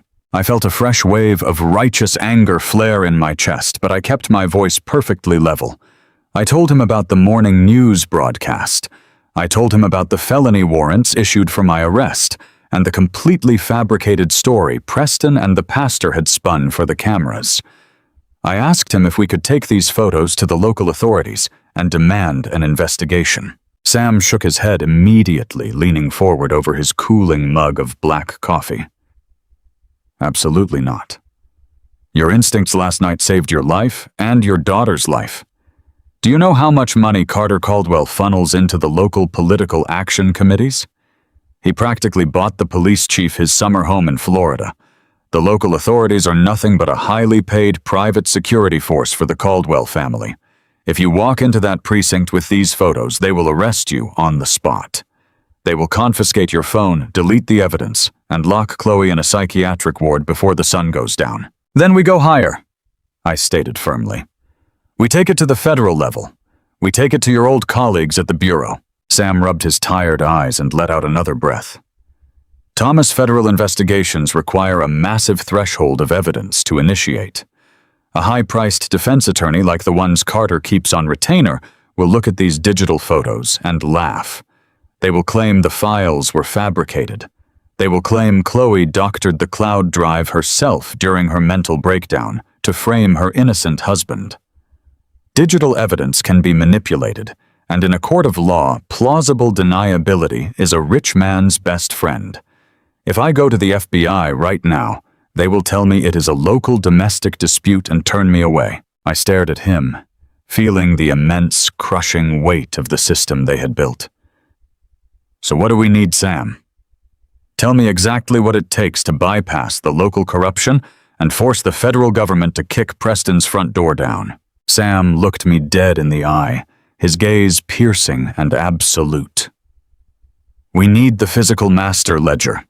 We need the actual encrypted hard drives. We need the physical banking hardware tokens that Preston uses to authorize those offshore wire transfers. We need the paper trail that undeniably connects the church donations directly to Carter's construction firms. If Preston is as smart and paranoid as these records suggest, he does not keep the final damning evidence on a cloud server. He keeps the physical proofs locked away somewhere extremely close to him, somewhere he feels completely in control. If you can put those physical items in my hands, I can bypass the local police entirely. I can hand it directly to a federal task force, and we can bring their entire empire crashing down by morning. But you have to understand, Thomas. Preston knows you are out there. He knows Chloe is alive. The second he feels comfortable, the second he thinks he has full control of the narrative, he will destroy every single piece of physical evidence in that house. I nodded slowly, absorbing the exact parameters of the battlefield. The rules of engagement were finally clear. I thanked Sam, paid for the coffee, and walked out into the cold morning air. I did not feel fear. I felt a singular burning focus. I had spent my entire life operating massive machines that required absolute precision. I knew how to read a system, identify the critical load-bearing points, and execute a flawless plan under extreme pressure. Preston Caldwell thought his wealth made him invincible. He was about to find out what 40 years of raw blue-collar grit was truly capable of. I drove back to the hidden cabin in the woods. When I walked through the door, Chloe was sitting at the small wooden table drinking a cup of hot tea. She looked incredibly fragile, but the absolute panic that had consumed her earlier was gone. In its place was a quiet, profound anger. It was the anger of a good woman who finally realized she had been married to a monster. I sat down across from her and laid a blank yellow legal pad and a pen on the table. I told her exactly what Sam had said.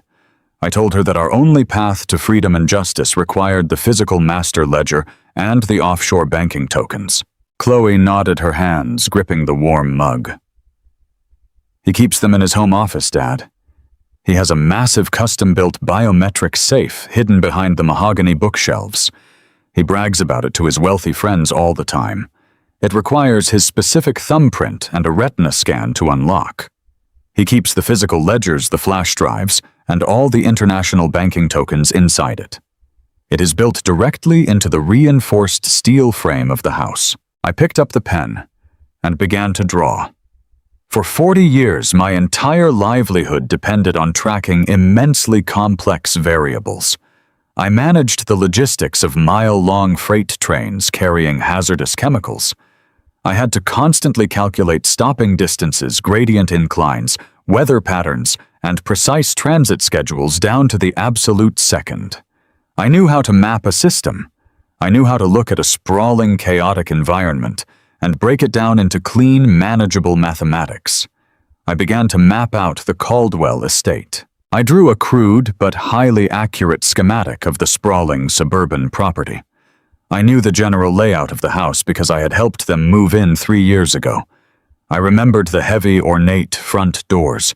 I remembered the exact placement of the ground floor windows. More importantly, I remembered where Preston had arrogantly pointed out his high-definition perimeter cameras. He loved showing off his expensive toys. I knew the specific sight lines of the exterior cameras, and because I understand how closed-circuit security systems are wired, I knew exactly where the blind spots were. Chloe leaned over the table, pointing to the drawing. The security system is hardwired, she explained, her voice steadying as she focused on the tactical details. He has motion sensors on all the ground floor windows and glass break detectors in the main hallways. The alarm panel connects directly to a private security firm, and they route immediately to Carter's friends at the local precinct. If a door or window is breached, the police will be pulling into the driveway in less than 4 minutes. I nodded, absorbing the data. You cannot beat a modern computer system from the inside. But a computer system requires a continuous loop of electrical current to function. If you understand how a junction box works, you can trick the system into believing the loop is perfectly intact, even while you bypass it entirely. I can get past the perimeter. I can get into the house. And I do not care about his thumbprint or his retina scan. I am not going to ask the safe to open for me. I am going to use industrial tools to cut it straight out of the wall. Chloe looked at me, her eyes widening slightly at the sheer brutal simplicity of the plan. But Dad, she said, her voice dropping to an anxious whisper, the house is never empty. Since they declared us fugitives, Preston has had Carter's private security guards rotating around the property, and Preston himself has not left the house since the news broadcast. He is playing the terrified, grieving husband staying home to wait for police updates. If you walk into that house while he is there, it will be a bloodbath. They will shoot you and claim self-defense. We need a window where the estate is completely abandoned. She was absolutely right. The math required an empty house. I sat back in my chair staring at the schematic. Arrogant men like Preston and Pastor Higgins do not just sit quietly when they are running a massive public relations campaign. They are narcissists. They need the spotlight. They need an audience to feed their fabricated victimhood. They would not stay hiding in a house forever. They needed to control their congregation. Check the church announcements, I told Chloe, pointing to the burner phone resting on the table. Check the public social media pages. Pastor Higgins is not going to let a Sunday pass without milking this tragedy for every ounce of sympathy he can extract. Look for anything out of the ordinary. Chloe picked up the phone, her fingers moving rapidly across the cracked screen. She navigated to the massive suburban church's public community page. She scrolled past the usual choir schedules and charity drive updates. Suddenly, she stopped. Her breath hitched in her throat, and a look of absolute sickening disgust washed over her pale face. She pushed the phone across the table toward me. "Read it," she whispered, her voice trembling with raw anger. I looked at the screen. It was a formal, heavily stylized announcement posted directly by Pastor Higgins just 10 minutes ago. It read that due to the shocking and deeply tragic events surrounding their beloved catering director, the church leadership was calling for an emergency mandatory evening service. It was titled, "A Vigil for Healing and Truth." The pastor specifically requested the presence of the entire congregation to pray for Chloe's troubled soul and to offer their unwavering physical support to her devastated husband, Preston Caldwell. The vigil was scheduled to begin tonight at exactly 7 o'clock. It was a masterclass in public manipulation. They were gathering the entire community to publicly cement their lies. They wanted 1,000 weeping witnesses to see Preston standing at the altar, looking broken and betrayed. It was absolute, unadulterated blasphemy. But as I stared at the screen, a cold and rigid smile slowly formed on my face. They thought they were building the ultimate alibi. They thought they were locking in their flawless narrative. But what they had actually done was hand me the precise, undeniable transit schedule I needed. They had given me a fixed point in time. I looked at Chloe, my mind instantly executing the final calculations. "Let us do the math," I said, tapping the pen against the legal pad. "The emergency vigil starts at 7. That means Preston, Carter, and the pastor have to be at the church by 6:30 to prepare their grand performance and greet the early arrivals. It is a solid 20-minute drive from the Caldwell estate to the church sanctuary. That means Preston's vehicle leaves the driveway no later than 6:10. Chloe leaned in, her eyes locking onto the numbers as I wrote them down. "The service will last exactly 1 hour," she added, knowing the pastor's rigid preaching schedule intimately. "He never cuts a highly emotional sermon short. It will end at 8 o'clock. And then comes the performance," I continued, my voice steady and rhythmic. "A man like Preston cannot just walk out of the church after playing the grieving victim. He has to stand in the vestibule. He has to shake hands. He has to accept the tearful hugs and the condolences from the wealthy donors. That is another 30 minutes of mandatory social theater. He will not leave the church parking lot until 8:30 at the absolute earliest. Add the 20-minute drive back to the estate. He pulls into his driveway at 8:50. I drew a heavy, dark circle around the final timeline on the yellow paper, from 6:10 until 8:50. We have exactly 160 minutes, but we build in a massive safety buffer for variables traffic and unexpected security patrols. We cut the timeline down. That gives me exactly 90 minutes. 90 minutes where that sprawling multi-million-dollar fortress will be completely and utterly empty. Chloe stared at the circled numbers, the sheer reality of the operation finally sinking in. "Dad," she whispered, looking up at my weathered face. "You are talking about breaching a high-security compound, bypassing a commercial alarm system, and cutting open a reinforced steel vault in less than an hour and a half. If you make a single mistake, if you trigger one silent alarm, Carter's corrupt police force will swarm the house. They will not arrest you. They will kill you on sight." I stood up from the table and walked over to my heavy-duty metal toolbox resting by the cabin door. I unlatched the thick metal clasps and threw the heavy lid open. The metallic clank echoed sharply through the quiet room. Inside, resting perfectly organized among the heavy wrenches and hammers, were tools that no arrogant wealth manager would ever know how to properly defend against.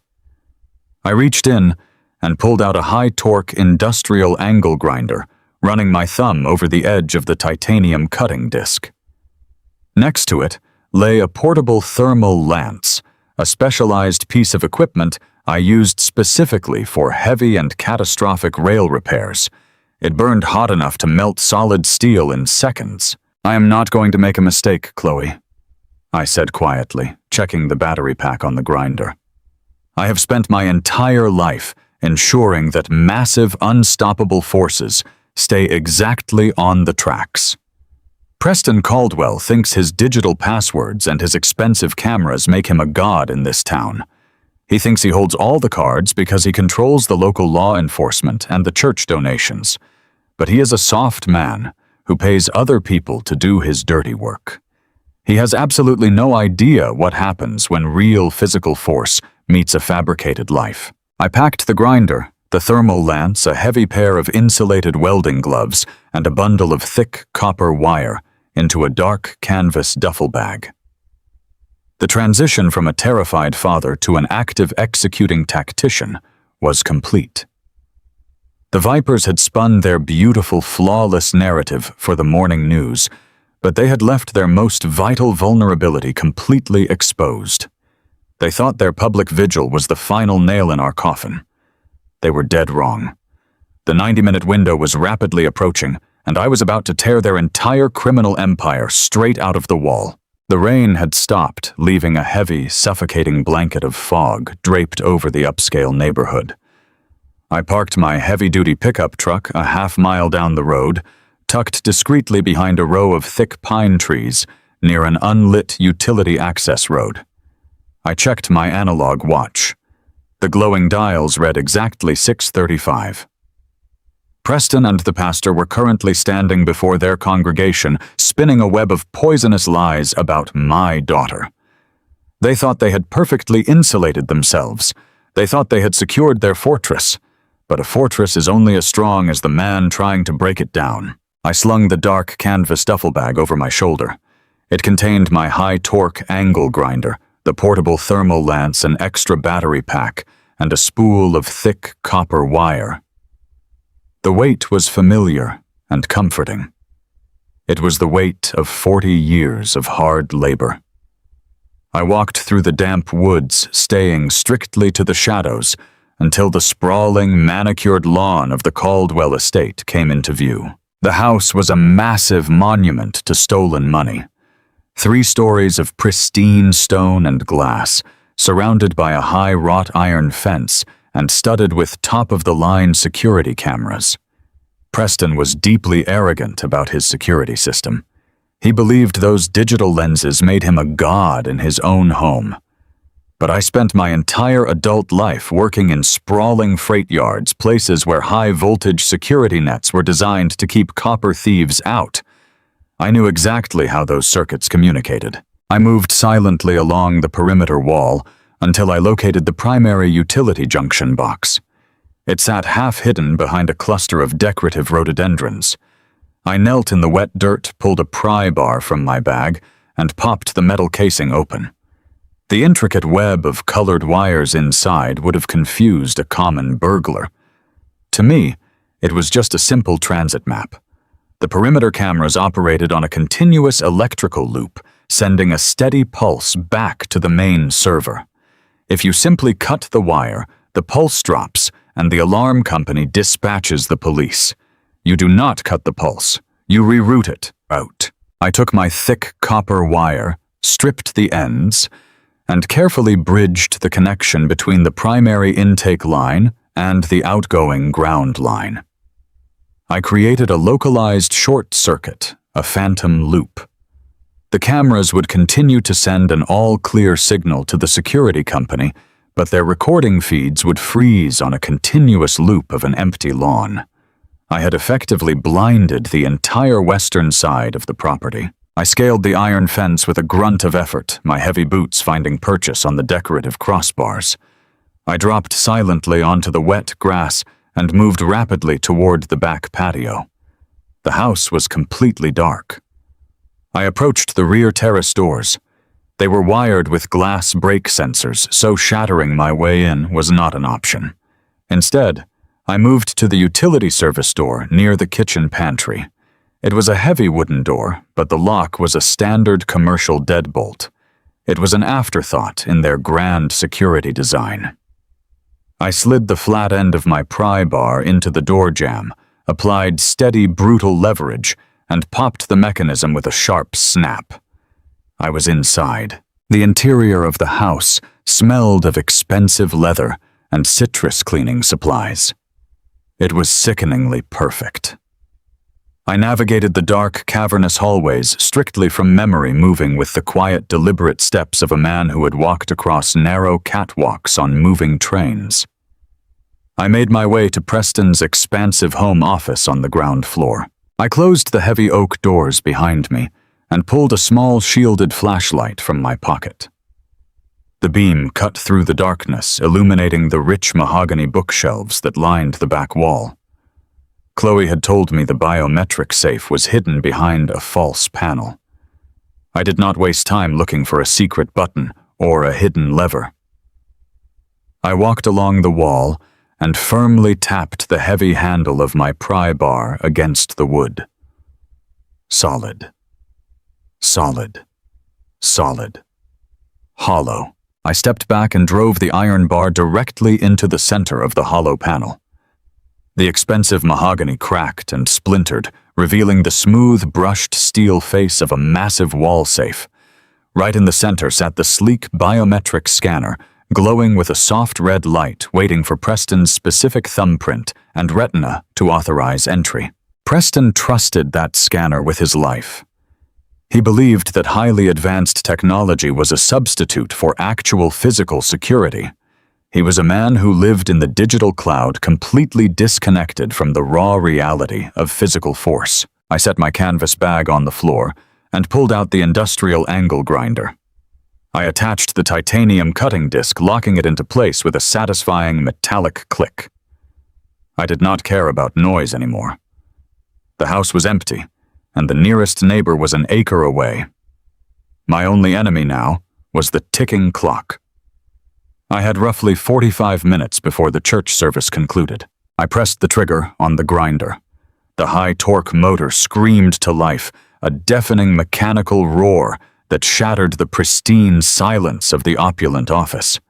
I drove the spinning titanium disc directly into the top steel hinge of the safe.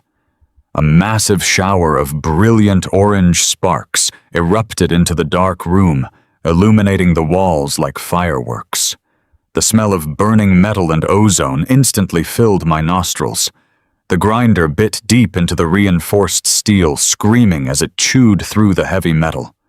I held the tool with an iron grip, letting the intense vibration rattle up my arms into my shoulders. The top hinge gave way with a sharp metallic crack.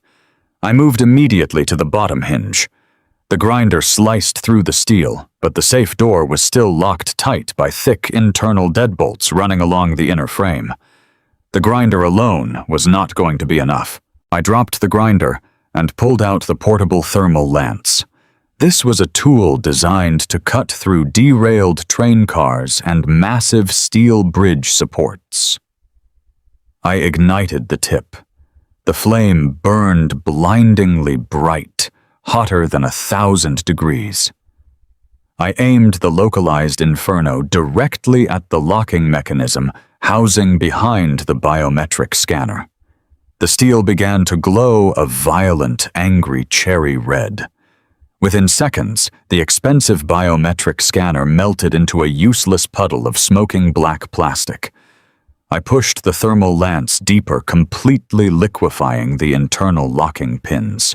Sweat poured down my face from the intense heat of the tool stinging my eyes, but I did not blink. I thought of my daughter crying in that cabin. I thought of the poison these men had tried to force into her lungs. I was severing the very foundation of their criminal empire. With a final agonizing groan, the internal mechanisms collapsed. I killed the thermal lance, grabbed the edge of the molten door with my insulated welding gloves, and ripped the heavy steel vault one open. The safe was deep. Inside sat the exact items Chloe had described. There was a thick, black, leather-bound ledger book.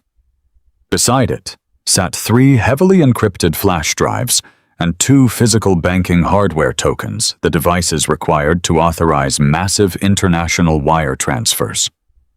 I grabbed the master ledger and flipped it open under the beam of my flashlight. The pages were filled with meticulously recorded transactions. I saw the massive intake columns labeled as church charity donations. I saw the fraudulent outgoing columns assigned to my daughter's catering business.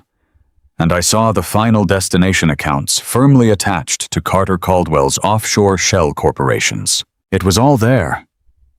It was the undeniable physical proof of a multi-million-dollar fraud that would send every single one of them to federal prison for decades. They had tried to murder my daughter to protect this exact book. I shoved the ledger, the flash drives, and the banking tokens deep into my canvas bag. I zipped it shut, feeling a massive surge of righteous triumph. We had the blueprint. We had the weapon to clear Chloe's name and destroy the men who tried to bury her. I checked my watch. I had been inside the house for exactly 22 minutes. The execution had been flawless. I had plenty of time to slip back out, navigate the woods, and disappear before the church service even reached its closing prayer. I bent down to grab the angle grinder, preparing to leave. Suddenly, the absolute worst sound imaginable pierced the quiet night. It was the distinct, heavy crunch of gravel outside the front windows. Bright, sweeping beams of white halogen headlights cut aggressively across the living room walls, casting long, frantic shadows down the hallway. A heavy vehicle was pulling rapidly into the sprawling circular driveway. My heart hammered a violent warning against my ribs. I dropped the grinder and moved swiftly to the edge of the office window, peering carefully through the expensive silk blinds. It was a massive black SUV. The engine cut off, and the driver's side door swung open.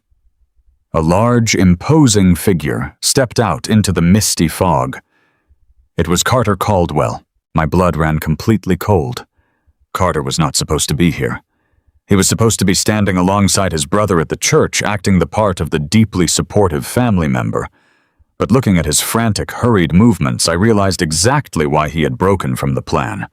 Carter was the ruthless pragmatist of the group.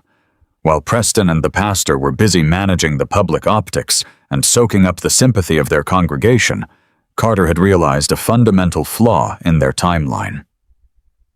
If Chloe was missing, and the police were searching for her, the authorities would eventually want to search the Caldwell estate for clues. Carter had come back early to completely sanitize the scene. He had come to destroy the physical ledger before anyone else could find it. I heard the heavy, distinctive click of the front door unlocking. I was trapped on the ground floor of a massive house with a man who would not hesitate to kill me on sight. Panic is a luxury you cannot afford when a collision is imminent. My breathing slowed to a deliberate, measured rhythm. I grabbed my canvas bag, hauling it tight against my chest to prevent the heavy tools inside from clinking together. I slipped out of the home office and stepped into the sprawling main hallway just as the heavy front doors swung open. Carter stepped into the grand foyer. He did not bother turning on the main lights. He moved with aggressive, heavy footsteps, pulling a small tactical flashlight from his coat pocket. He was heading straight for the ground floor study. I had less than 10 seconds before he reached the hallway intersection and spotted me. The back patio doors were too far away, and moving toward the kitchen would put me directly in his line of sight. My only option was elevation. I moved silently up the grand, sweeping mahogany staircase, placing my heavy boots on the extreme outer edges of the wooden steps where the boards were firmly supported and least likely to creak. I reached the second-floor landing just as Carter pushed the doors to the study open below me. I pressed my back completely flat against the decorative railing, holding my breath, entirely engulfed in the deep shadows of the upper hallway. From the room beneath me, the silence was shattered by a sudden, violent roar of absolute fury. Carter had seen the destroyed wall.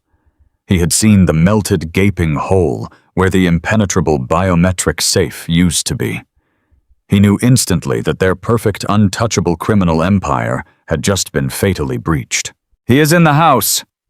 Carter bellowed, his voice echoing with raw, homicidal panic. He drew a heavy-caliber handgun from his shoulder holster, the metallic slide racking back with a terrifying, distinct clack. "I am going to kill you, old man." He sprinted out of the study, sweeping his flashlight frantically across the ground floor. He was a cornered animal, vastly more dangerous now than he was in the garage. He began taking the stairs two at a time, his heavy boots pounding violently against the wood. He was coming up to the second floor. I had to move. I scrambled quietly down the long, carpeted hallway, bypassing the master bedroom. I ducked into the first open door I could find. It was a sprawling guest suite located at the far end of the house. I closed the door silently behind me, refusing to engage the lock because the mechanical click would instantly give away my position. I heard Carter reach the second-floor landing. He was kicking doors open, screaming my name, his heavy footsteps thundering down the corridor directly toward me. I scanned the guest room frantically in the dark. There was a large set of French doors leading out to a stone balcony that overlooked the side gardens. It was a 20-foot drop to the ground below. At 68 years old, a 20-foot drop in the dark was a massive, potentially bone-breaking risk. But facing down a desperate armed billionaire with nothing to lose was a guaranteed death sentence. I opened the French doors and stepped out into the cold, foggy night air. The rain made the stone balcony incredibly slick. I swung my legs over the decorative iron railing, gripping the slippery metal tightly with my calloused hands. I lowered my body weight over the edge, dangling freely in the freezing void. Inside the guest room, the wooden door exploded inward with a violent crash. Carter swept his flashlight across the empty room, cursing loudly. The beam of light hit the open French doors. He rushed toward the balcony, raising his weapon. I looked down into the darkness. There was a thick row of tall, mature privacy hedges directly beneath me. I released my grip on the iron railing. I dropped through this cold air like a stone. The heavy canvas bag strapped tightly to my chest threw off my balance, but I tucked my chin and braced my legs for the impact. I crashed brutally into the dense, thick branches of the tall hedges. The sharp wood tore at my clothes and scratched my face, but the thick vegetation effectively broke my fall. I hit the muddy ground hard, rolling instantly to absorb the brutal shock to my knees and lower back. Pain flared sharply up my spine, but nothing was broken. I scrambled out of the dense brush and pressed my body flat against the dark, wet brick of the exterior wall. Directly above me, Carter stepped out onto the stone balcony. He shined his tactical light down into the gardens, frantically searching the shadows. He swept the beam just inches away from where I was crouching in the mud. He was breathing heavily, cursing into the night air, realizing that whoever had broken into the house had vanished like a ghost. I did not wait to see what he would do next. I moved swiftly through the dark, wet grass hugging the heavy tree line until I was safely over the perimeter fence and back on the unlit utility road. I hiked the half-mile back to my hidden pickup truck, my lungs burning and my muscles aching from the intense physical exertion. When I reached my truck, I threw the heavy canvas bag onto the passenger seat and climbed behind the wheel. I turned the ignition, feeling the deep, familiar rumble of the diesel engine. I pulled out of the shadows and drove back toward the safe house. My hands were covered in mud, and my clothes were soaked through. But as I glanced over at the thick leather ledger and the encrypted flash drives resting in my bag, a deep, resonant wave of pure satisfaction washed over my entire soul. Carter Preston and the pastor thought they were completely invincible. They thought their power made them gods. But I had just stolen the very foundation of their false divinity. The multi-million-dollar evidence was firmly in my hands. The hunt was far from over, but the tides had officially turned. It was time to bring the federal hammer down. The adrenaline that had fueled my violent breach of the Caldwell estate began to slowly bleed out of my muscles by the time I navigated my heavy-duty pickup truck back down the muddy, unlit utility roads. My shoulders ached with a deep, grinding pain that settled right into the bone, a harsh reminder that I was a 68-year-old man who had just dropped 20 feet from a stone balcony into a thicket of wet hedges. My canvas coat was soaked through with freezing rain and caked with dark mud, but I did not care about the cold. Resting securely on the passenger seat beside me was the dark canvas duffel bag containing the physical master ledger, the encrypted flash drives, and the offshore banking hardware tokens. I had successfully ripped the beating heart straight out of Preston Caldwell's criminal empire. I pulled the truck up to the rotting wooden porch of the old decommissioned switchman cabin. The violent storm had finally exhausted itself, leaving behind a heavy, suffocating blanket of pale gray fog that clung tightly to the towering pine trees. I grabbed the heavy duffel bag, killed the engine, and walked up the creaking wooden steps. When I pushed the heavy timber door open, the warm, dry air of the cabin washed over my face. The antique cast iron stove was glowing a dull, angry orange in the corner. Chloe and Sam were sitting at the small wooden table in the center of the room. Chloe looked up instantly, her tear-stained face illuminated by the soft light of the kerosene lantern.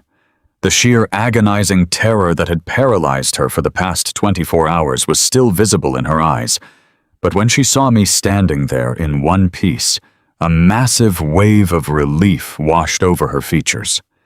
She jumped up from her chair and wrapped her arms tightly around my muddy jacket. I held my daughter close, resting my rough chin on the top of her head, silently thanking God that I had made it back to her. Sam Harrison did not say a word. The retired federal prosecutor simply looked at the heavy canvas bag slung over my shoulder. His sharp, calculating eyes narrowed with intense focus. He pushed his cooling mug of black coffee to the side and cleared a wide space on the wooden table. I set the duffel bag down with a heavy, satisfying thud. I unzipped the thick nylon fabric and reached inside, pulling out the thick, black, leather-bound ledger book first. I placed it directly in the center of the table. Next, I pulled out the 3 heavily encrypted flash drives and the 2 physical banking hardware tokens, laying them out in a neat, orderly row. Sam let out a low, steady breath. He pulled a pair of wire-rimmed reading glasses from the front pocket of his flannel shirt and slid them onto his weathered face. In that single quiet motion, the retired fisherman completely vanished. The man sitting across from me was once again the ruthless apex predator of the federal judicial system. He opened the heavy black cover of the physical ledger, running his index finger slowly down the first column of meticulously handwritten ink. Chloe stood close by my side, her hand gripping my forearm tightly as we watched Sam work. He pulled a secure encrypted laptop from his own leather briefcase and powered it on.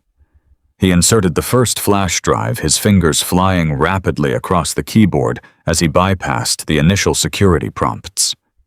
He plugged one of the physical banking tokens into the side port, syncing the digital files directly with the handwritten records in the master ledger. For the next 2 hours, the only sounds in the small cabin were the crackling of the wood fire and the rapid, methodical clicking of the laptop keys. As Sam dug deeper and deeper into the financial architecture of the syndicate, his face grew darker. The sheer staggering scale of the fraud they had orchestrated was absolutely horrifying. Thomas Sam finally said, his voice dropping into a low and gravelly register that commanded absolute silence.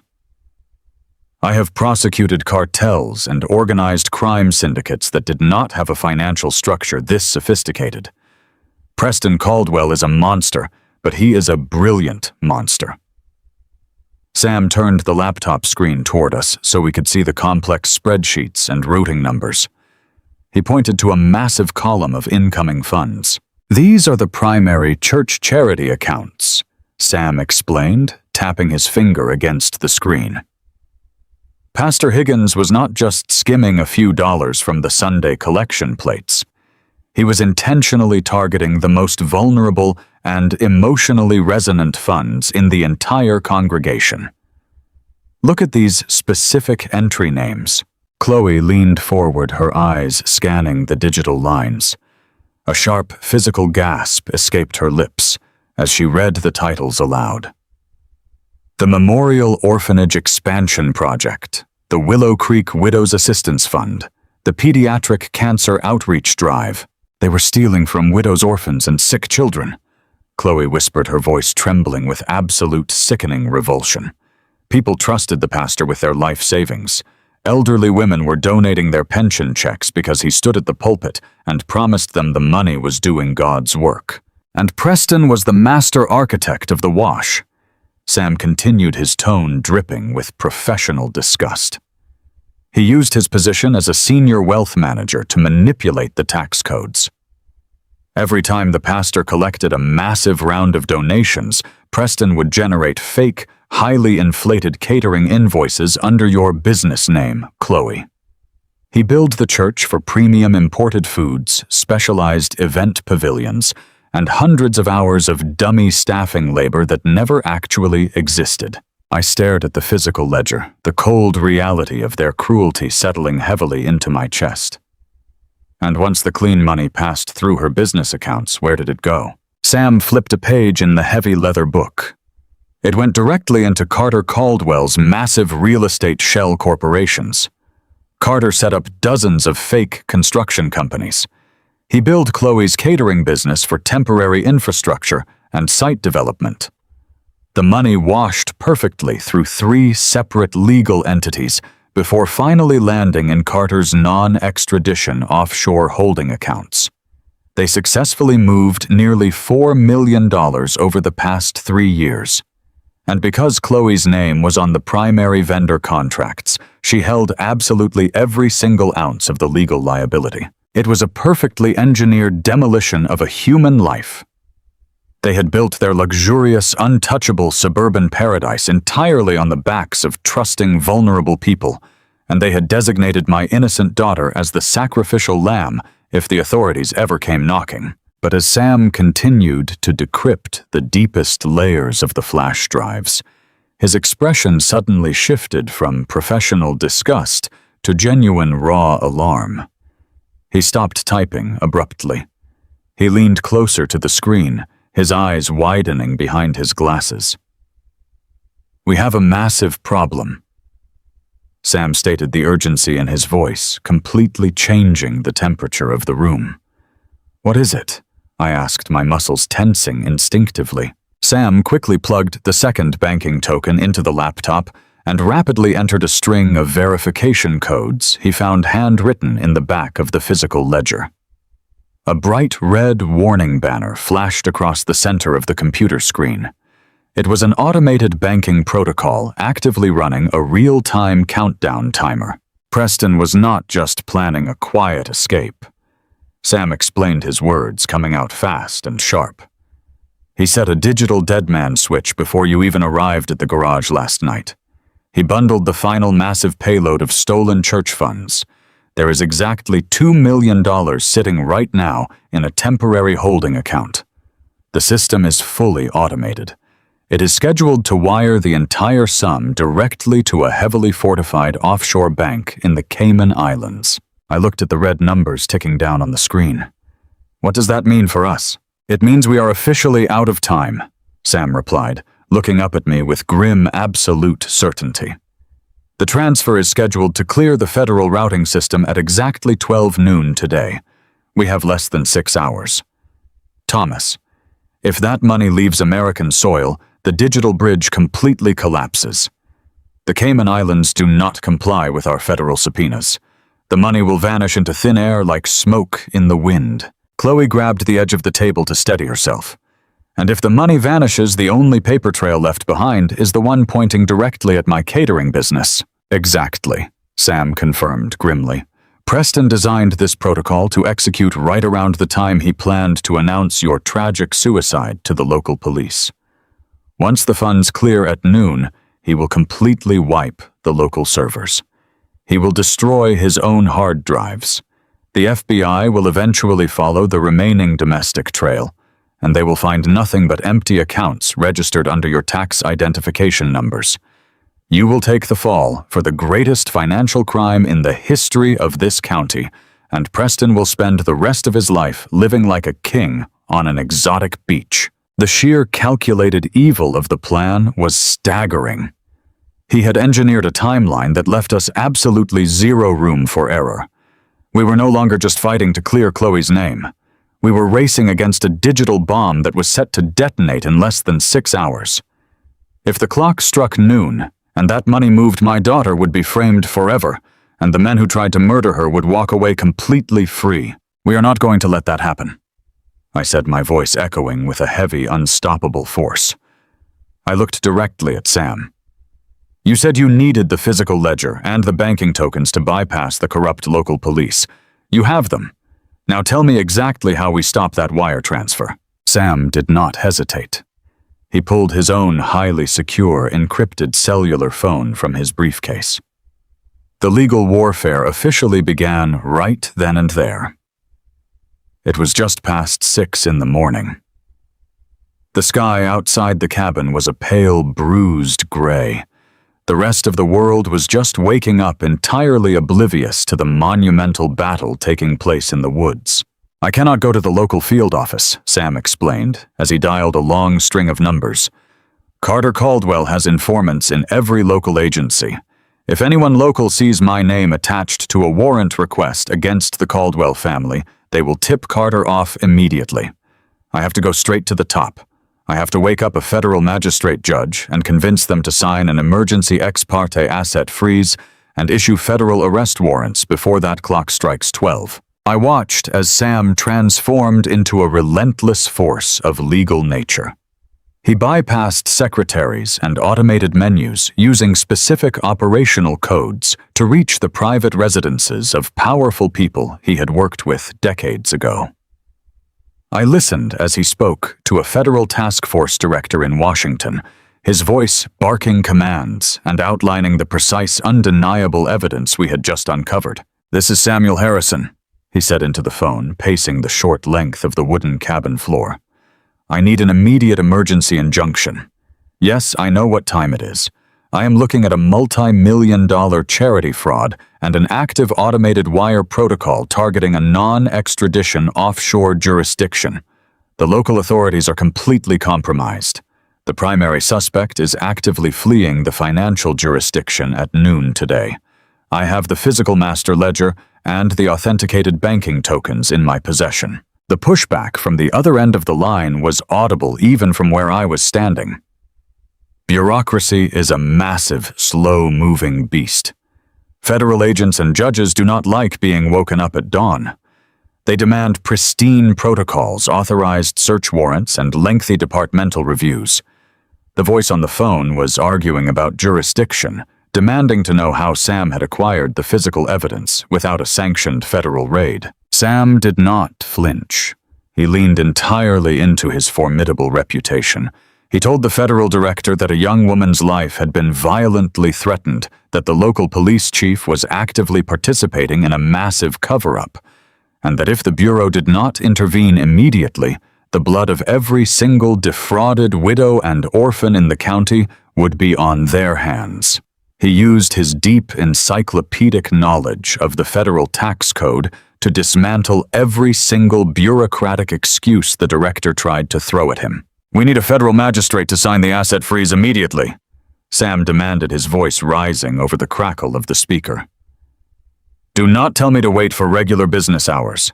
You have the digital copies I just pushed to your secure server. Verify the routing numbers. Verify the offshore destination. You know exactly what you are looking at. Wake the judge up." For the next 4 agonizing hours, the tension inside the small cabin ratcheted up to an almost unbearable, suffocating level. The sun fully rose, casting sharp, cold shadows across the wooden floorboards. Chloe sat completely frozen at the table, her eyes locked onto the red digital countdown timer ticking away relentlessly on Sam's laptop screen. 10 o'clock passed, then 10:30, then 11. Every single minute felt like a physical weight pressing down on my chest. I paced the room, my heavy boots thudding against the wood, fighting the overwhelming urge to drive back into town and handle the men myself with my own bare hands. But I knew physical violence would only play directly into their narrative. We had to let the heavy crushing machinery of the federal government do the work. We had to trust the track we had laid down. At 11:15, Sam's phone rang. The sharp, sudden trill of the ringtone made both Chloe and me jump. Sam snatched the phone off the table and pressed it tightly to his ear. He listened in absolute silence for 2 incredibly long, agonizing minutes. I watched his weathered face desperately searching for any sign of victory or defeat. Sam finally lowered the phone, his chest heaving with a massive, exhausted sigh. He looked over at me, and a slow, fierce smile spread across his face. "The federal magistrate just signed the emergency order," Sam announced, his voice vibrating with raw triumph. "The asset freeze has been officially transmitted to the National Clearinghouse. The $2 million is completely locked down. It is not going to the Cayman Islands. It is not going anywhere." Chloe let out a loud, breathless sob, burying her face in her hands, as the immense, crushing weight of the ticking clock finally evaporated. The digital bomb had been successfully defused, but Sam was not finished. He turned the laptop screen toward us once more. The federal director just confirmed the second part of the order. Based on the undeniable physical evidence in the master ledger, the Department of Justice has officially issued federal arrest warrants for Preston Caldwell Carter, Caldwell, and Pastor David Higgins. The charges include massive wire fraud, money laundering, and conspiracy to commit murder. I felt a deep, profound sense of righteous victory settle into my bones. The massive, untouchable fortress they had built with stolen money and political corruption was officially scheduled for total demolition. "The local police are completely locked out of the loop," Sam continued, packing his encrypted laptop back into his leather briefcase. "The FBI is mobilizing a specialized financial crimes task force right now. They are coordinating the raid." I checked my analog watch. It was 11:30 in the morning. I knew exactly where those 3 arrogant men were going to be. I knew exactly what they were going to be doing. Today was Sunday. The emergency vigil they had so proudly announced to the entire community was scheduled for this evening, but the regular massive Sunday morning service was happening right now. They would be standing in front of their massive congregation, bathed in the warm glow of the stained glass windows, proudly soaking in the admiration and the sympathy of the very people they had brutally robbed. They thought they were completely safe. They thought their flawless narrative had won the day.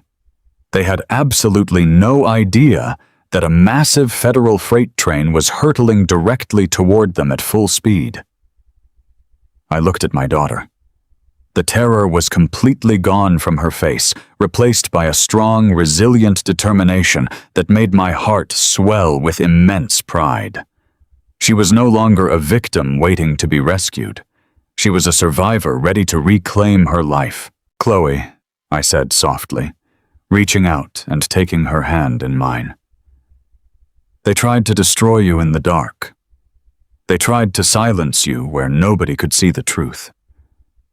I think it is only fitting that we expose them in the absolute brightest light possible." She squeezed my hand tightly, nodding her head with absolute conviction. "Let us go to church, Dad. Let us go show them exactly what happens when you try to bury the truth." I grabbed my heavy canvas coat and walked out the door of the cabin, leaving the safety of the woods behind. The storm was over, and it was finally time to bring the full, crushing weight of justice crashing down upon their heads. Sunday morning arrived with a biting chill and a deceptive brightness. The violent storm had washed the suburban streets completely clean. The sky above us was a stark and brilliant blue. It was the kind of pristine morning that made it incredibly easy to forget the dark and poisonous sins committed just hours before. I parked my heavy pickup truck across the street from the sprawling campus of the community megachurch. The architecture was an absolute monument to unrestrained greed. Towering spires of glass and imported stone gleamed in the morning sun. Expensive luxury vehicles filled the massive parking lot. We sat in the cab of my truck watching the wealthy congregation funnel through the grand double doors. Chloe sat beside me in the passenger seat. She was completely silent. She wore a simple dark dress. The pale exhaustion had finally faded from her cheeks. In its place was a quiet and terrifying strength. She was no longer the broken woman I had dragged from a suffocating garage. She was a survivor, preparing to walk straight into the den of the wolves who had tried to bury her. I turned the ignition off and looked at my daughter. We did not need to exchange any words of encouragement. The blueprint was set. We just needed to execute the final maneuver. Inside the cavernous sanctuary, the atmosphere was thick with manufactured grief. We slipped into the massive glass vestibule just as the grand choir finished their opening hymn. The music faded into a heavy and expectant silence. I peered through the narrow glass panes of the inner doors. The sanctuary was packed with over 1,000 people. The polished oak pews were completely full. At the front of the room stood Pastor David Higgins. He wore a flawless, tailored suit beneath his clerical robes.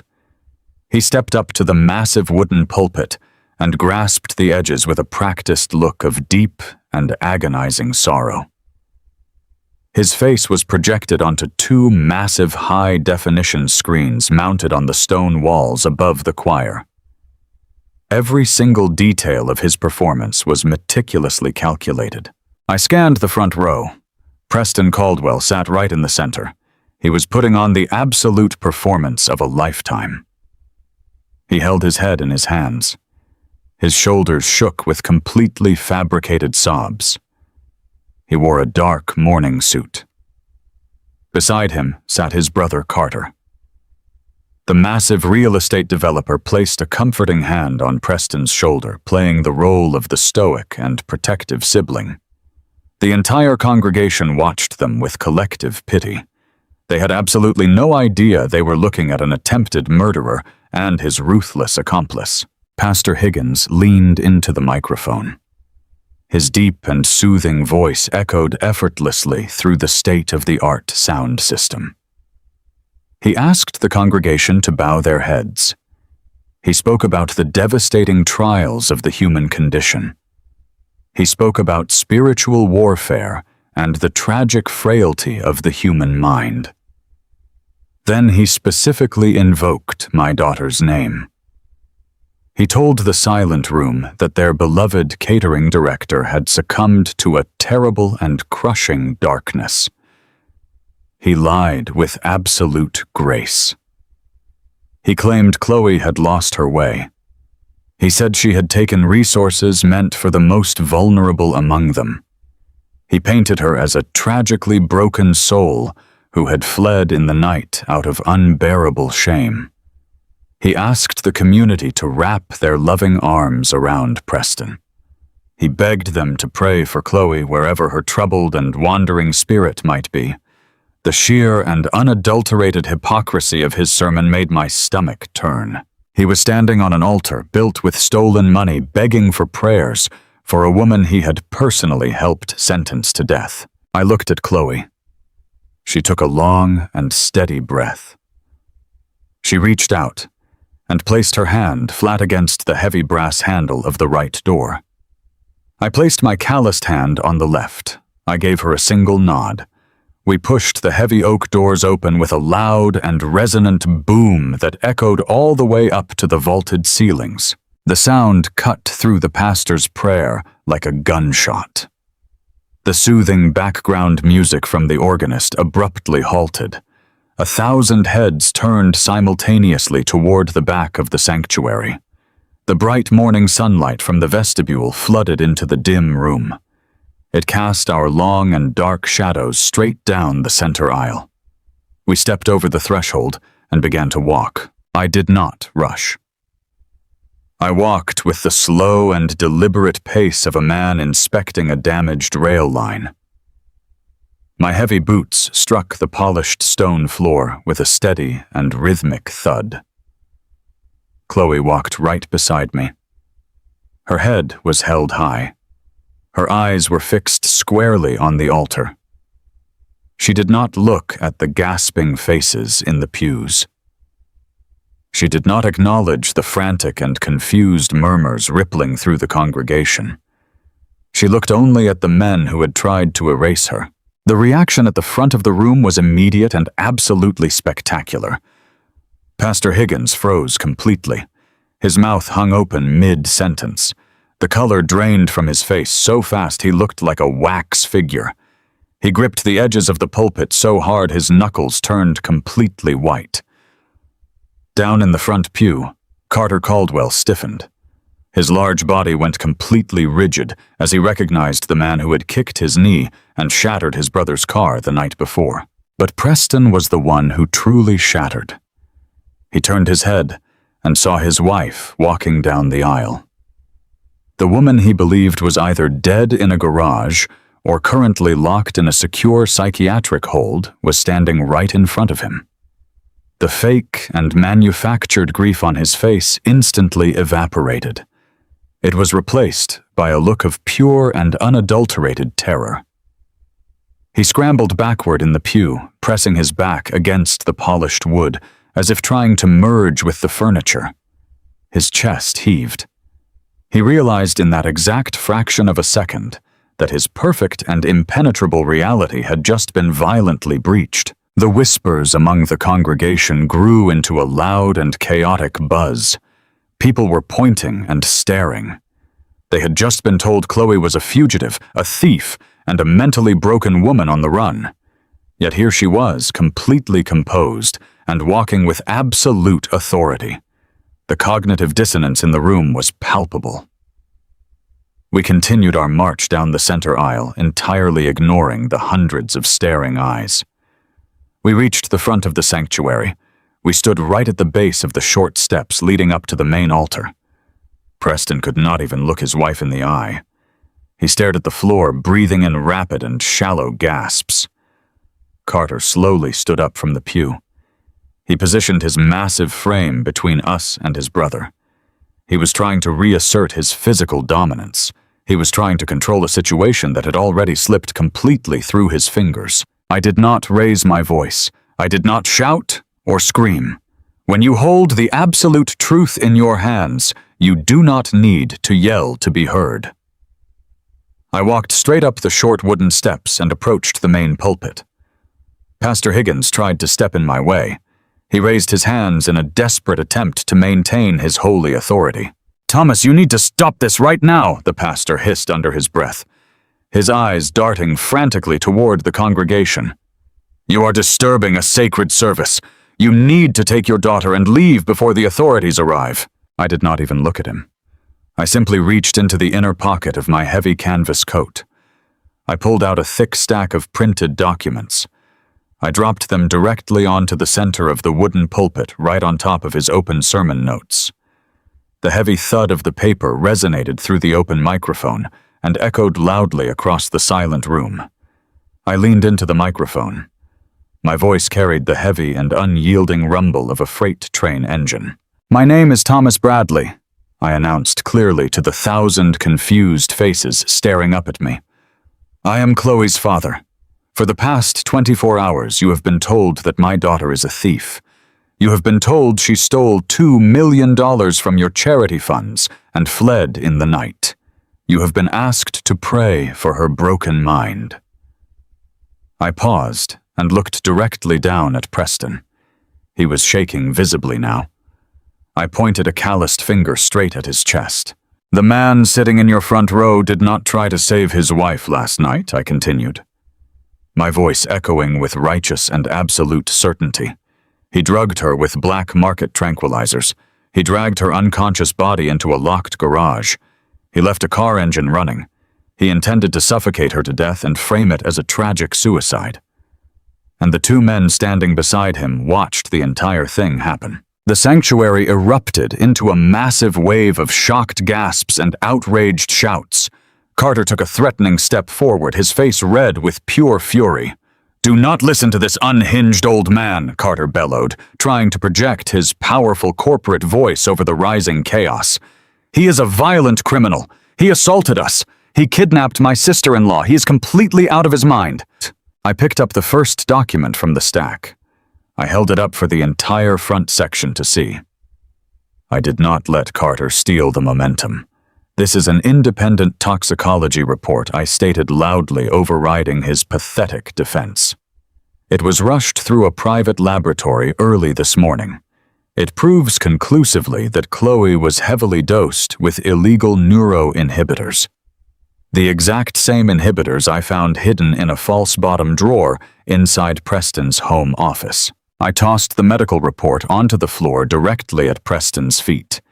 He flinched, as if the paper were made of fire. I picked up the next bundle of documents. These were the high-resolution photographs I had printed from the master ledger. And these are the physical banking records from the biometric safe hidden inside the Caldwell estate. I declared, my voice booming with undeniable authority. These records prove that my daughter did not steal a single dime from this church. Pastor Higgins authorized fake community grants. Preston Caldwell coded them as dummy catering invoices, and the money was wired directly into offshore shell companies owned entirely by Carter Caldwell. They have been washing your donations for years. They stole from your orphanages. They stole from your widows. And when my daughter accidentally found their secondary ledger, they tried to execute her to protect their offshore accounts. The silence that fell over the massive room was heavy and absolute. The congregation stared at the documents in my hands. They looked at the pastor, who was currently sweating profusely and gripping the edge of the pulpit in sheer panic. They looked at Preston, who was hyperventilating and refusing to meet anyone's gaze. The flawless and holy facade they had spent years cultivating was completely and utterly destroyed. The truth had finally been brought into the light. Carter realized the social manipulation had completely failed. The public relations war was over. The pristine reputation of the Caldwell family was currently burning to ashes in front of a live audience. He abandoned the rhetoric and defaulted to raw and corrupt power. He turned around and scanned the back of the sanctuary. Standing near the rear exits were two uniformed local police officers. They were the private security Carter paid for through his political action committees. "Arrest him!" Carter shouted, pointing a massive finger directly at me. "Arrest that man right now! He broke into my property. He stole private financial documents. Take him into custody immediately."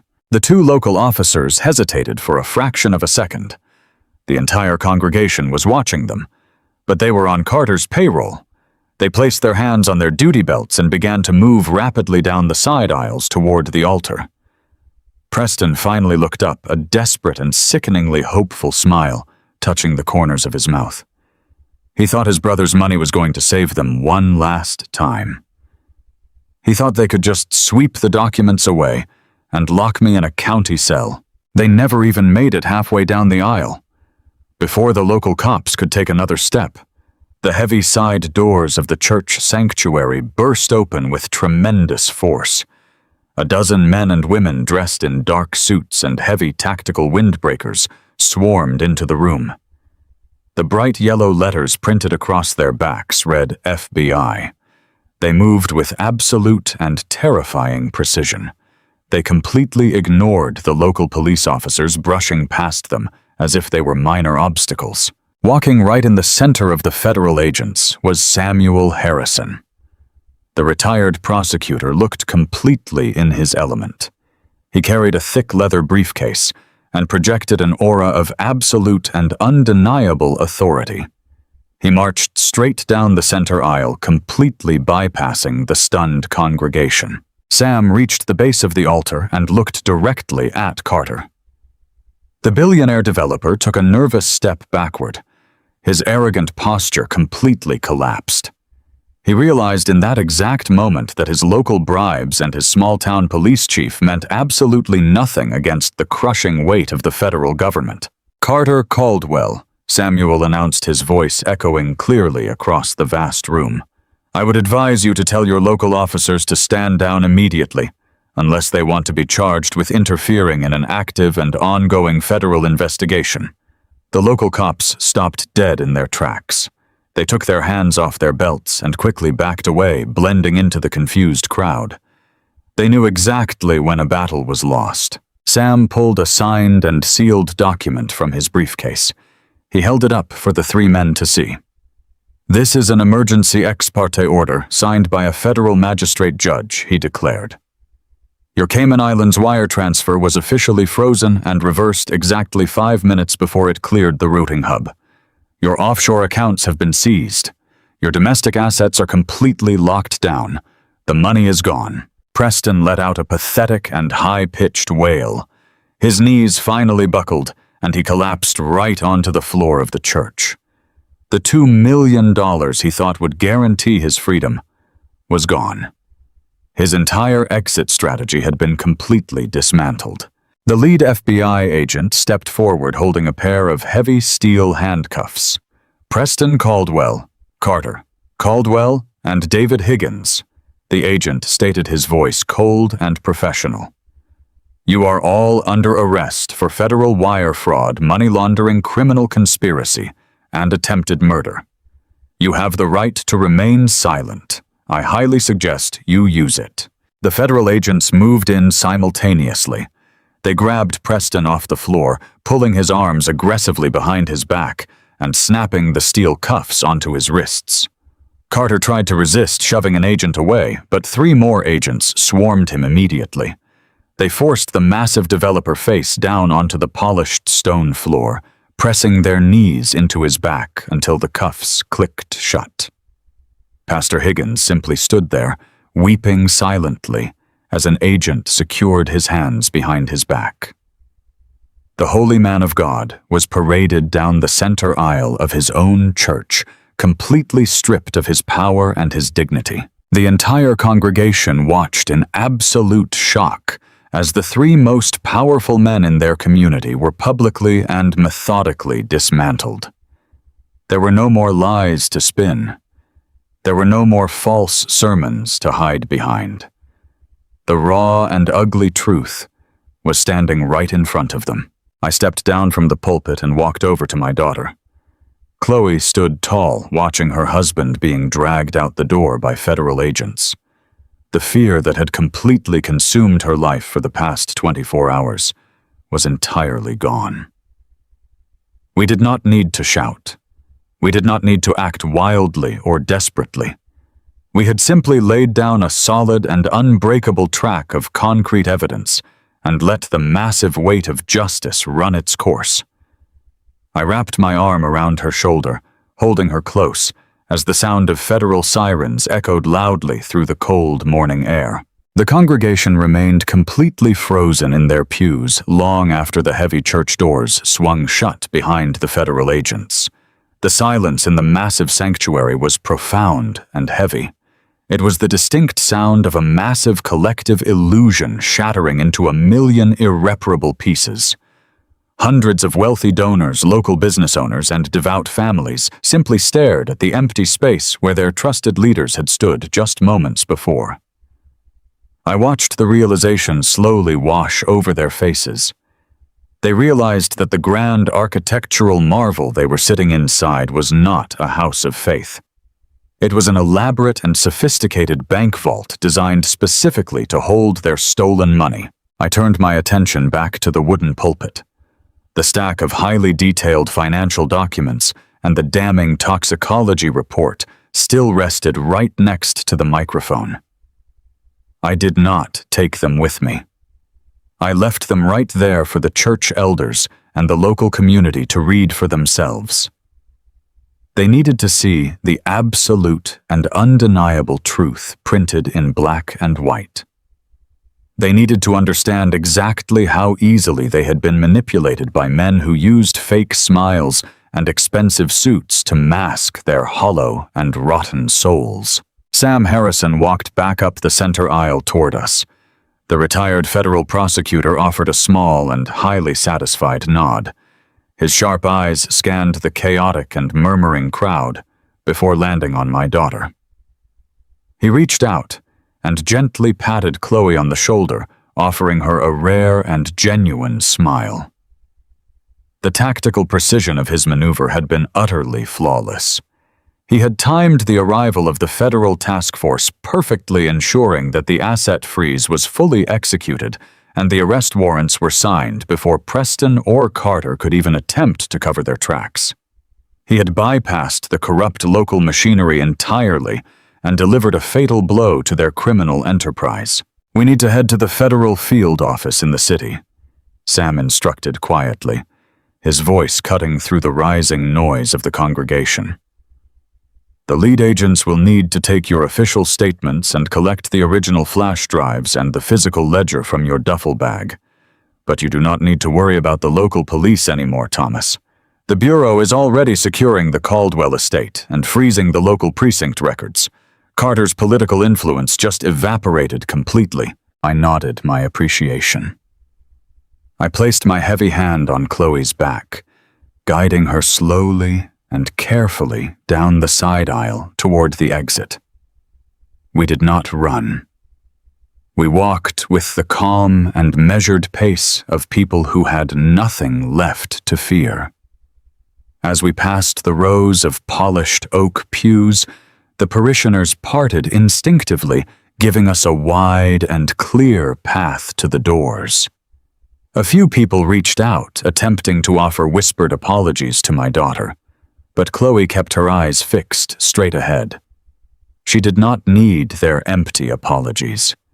She had already survived the absolute worst they could throw at her, and she had emerged entirely unbroken. We stepped out of the massive glass doors and into the bright and cold Sunday morning air. The massive parking lot was an absolute sea of flashing red and blue federal lights. Several black tactical vehicles blocked the main exits, ensuring nobody left the scene. I watched as Preston Carter and the pastor were shoved aggressively into the back seats of separate federal transport vehicles. Their expensive tailored suits were rumpled and stained.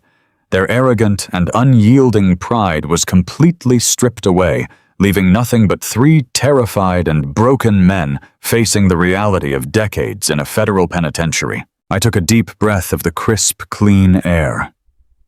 The suffocating and toxic fog of the past 24 hours had completely lifted. I looked at my calloused hands, the hands that had spent 40 years gripping heavy steel and pulling massive freight trains across the country. Those hands had smashed windows, broken down doors, and cut a reinforced steel vault straight out of a wall to save the only thing in this world that mattered to me. I had protected my foundation. The structure had held firm. The long and exhausting nightmare was finally over. We walked across the wet pavement toward my heavy-duty pickup truck, ready to leave the wreckage of their false empire completely behind us. The federal justice system moves with a cold, mechanical, and absolute precision that is truly something remarkable to behold. For over 40 years working on the American Railroad, I learned to deeply respect the sheer, unstoppable mass of a moving freight train. When a massive locomotive has miles of heavy steel cars pushing relentlessly behind it, absolutely nothing on the tracks stands a chance of surviving a direct impact. That is exactly what the United States Department of Justice looked like when it finally descended upon Preston Caldwell, his arrogant brother Carter, and the hypocritical Pastor David Higgins. The spectacular and cinematic arrests at the Sunday morning church service were only the opening bell of a massive, unrelenting legal bombardment that would echo for months. We spent the next several grueling weeks camped out in the sterile conference rooms of the federal field office downtown, working closely alongside Samuel Harrison and the lead investigative agents. The physical master ledger I had brutally cut out of Preston's wall safe became the absolute and undeniable cornerstone of the federal prosecution.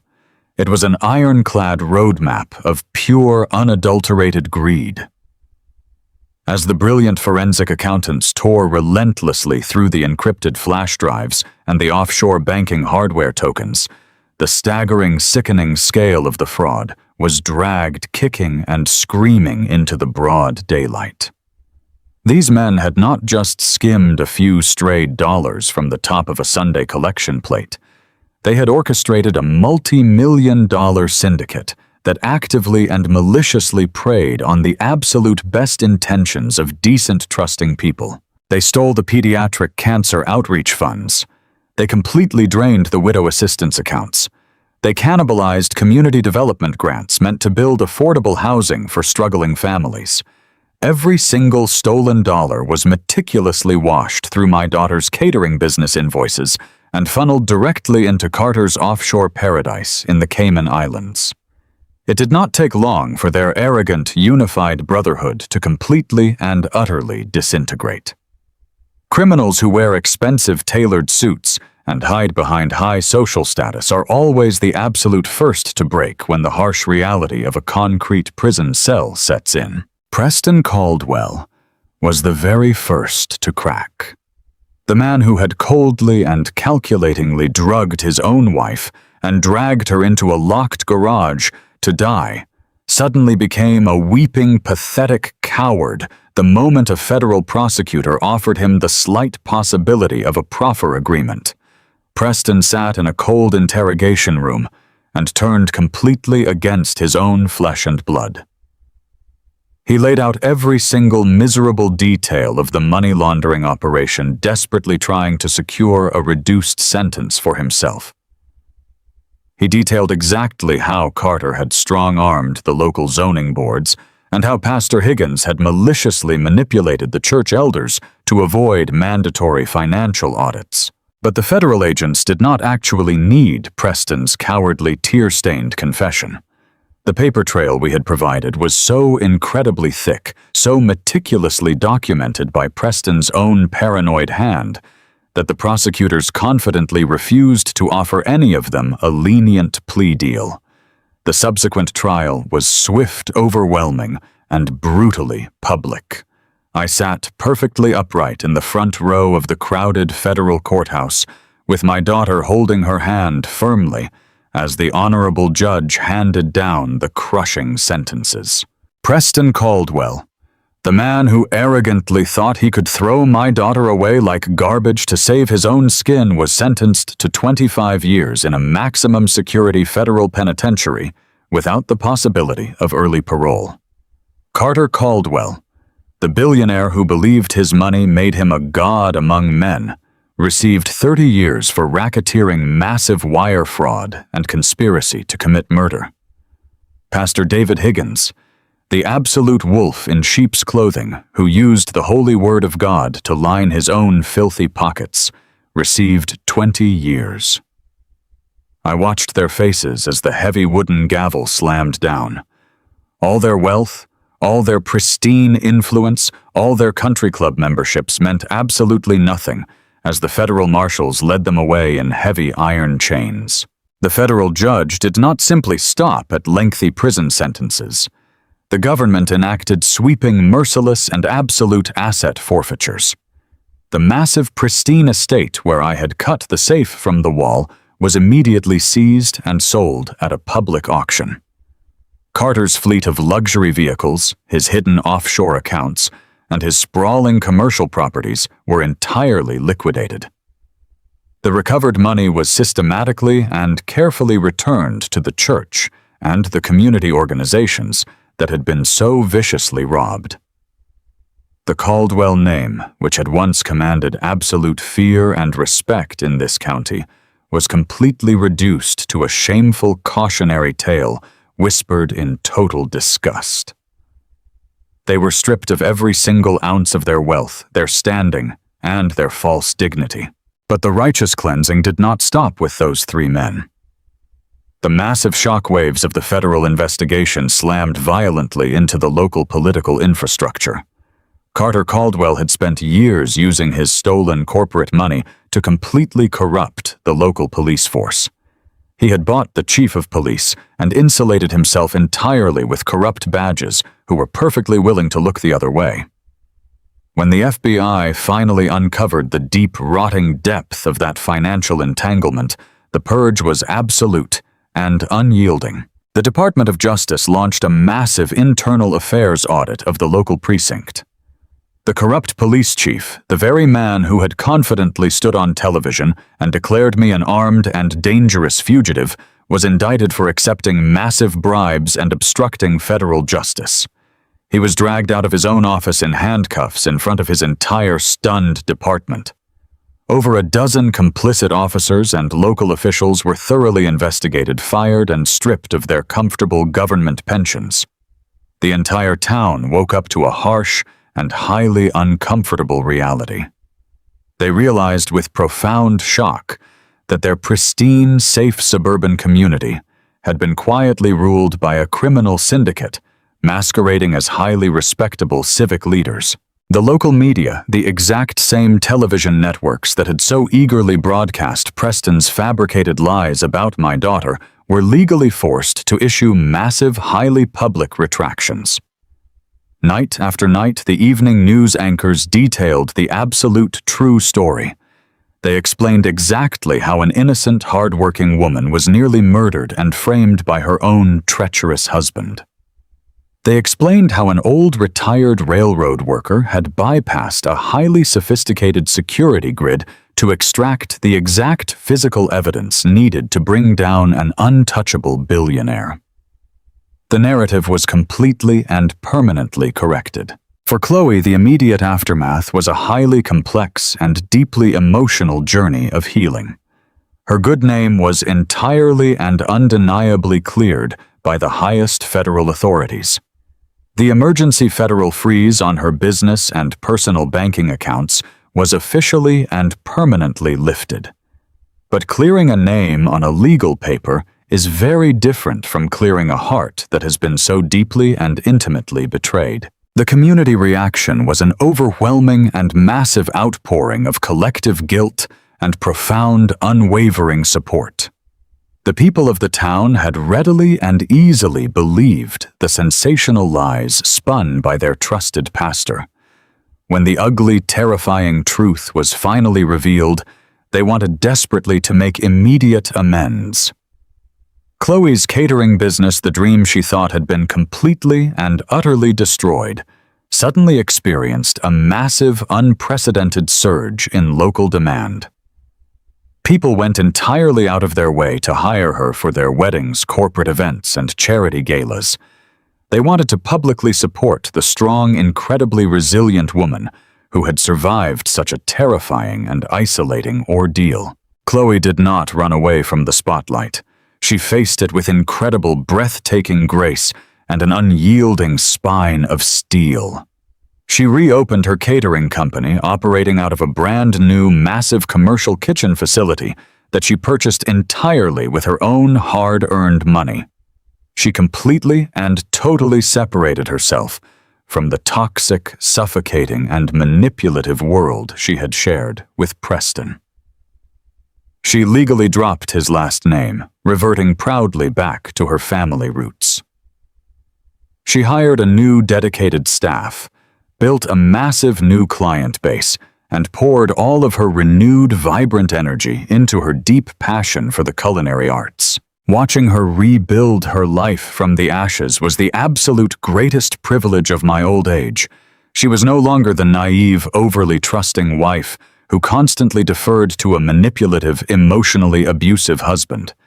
She had walked through the absolute fires of hell, and the intense heat had forged her into something incredibly strong and unbreakable. She made her own complex financial decisions. She trusted her own sharp instincts, and she carried herself with the quiet, undeniable confidence of a woman who knows exactly what she is capable of surviving. The dark, terrified shadows that had haunted her eyes during those terrifying, agonizing hours in the old switchman cabin were completely gone, replaced entirely by a bright, fierce, and beautiful light. Months passed, and the bitter, freezing winter eventually surrendered to a bright, warm, and vibrant spring. With the legal battles finally concluded and our lives returning to a steady rhythm, I sold my old quiet house and moved into a comfortable single-story property situated on a quiet, deeply wooded lot just a few short miles from Chloe's new, bustling neighborhood. It had a wide, sturdy wraparound porch made of solid, treated oak, exactly the kind of porch where an old man could sit in a rocking chair and watch the seasons change in total, uninterrupted peace.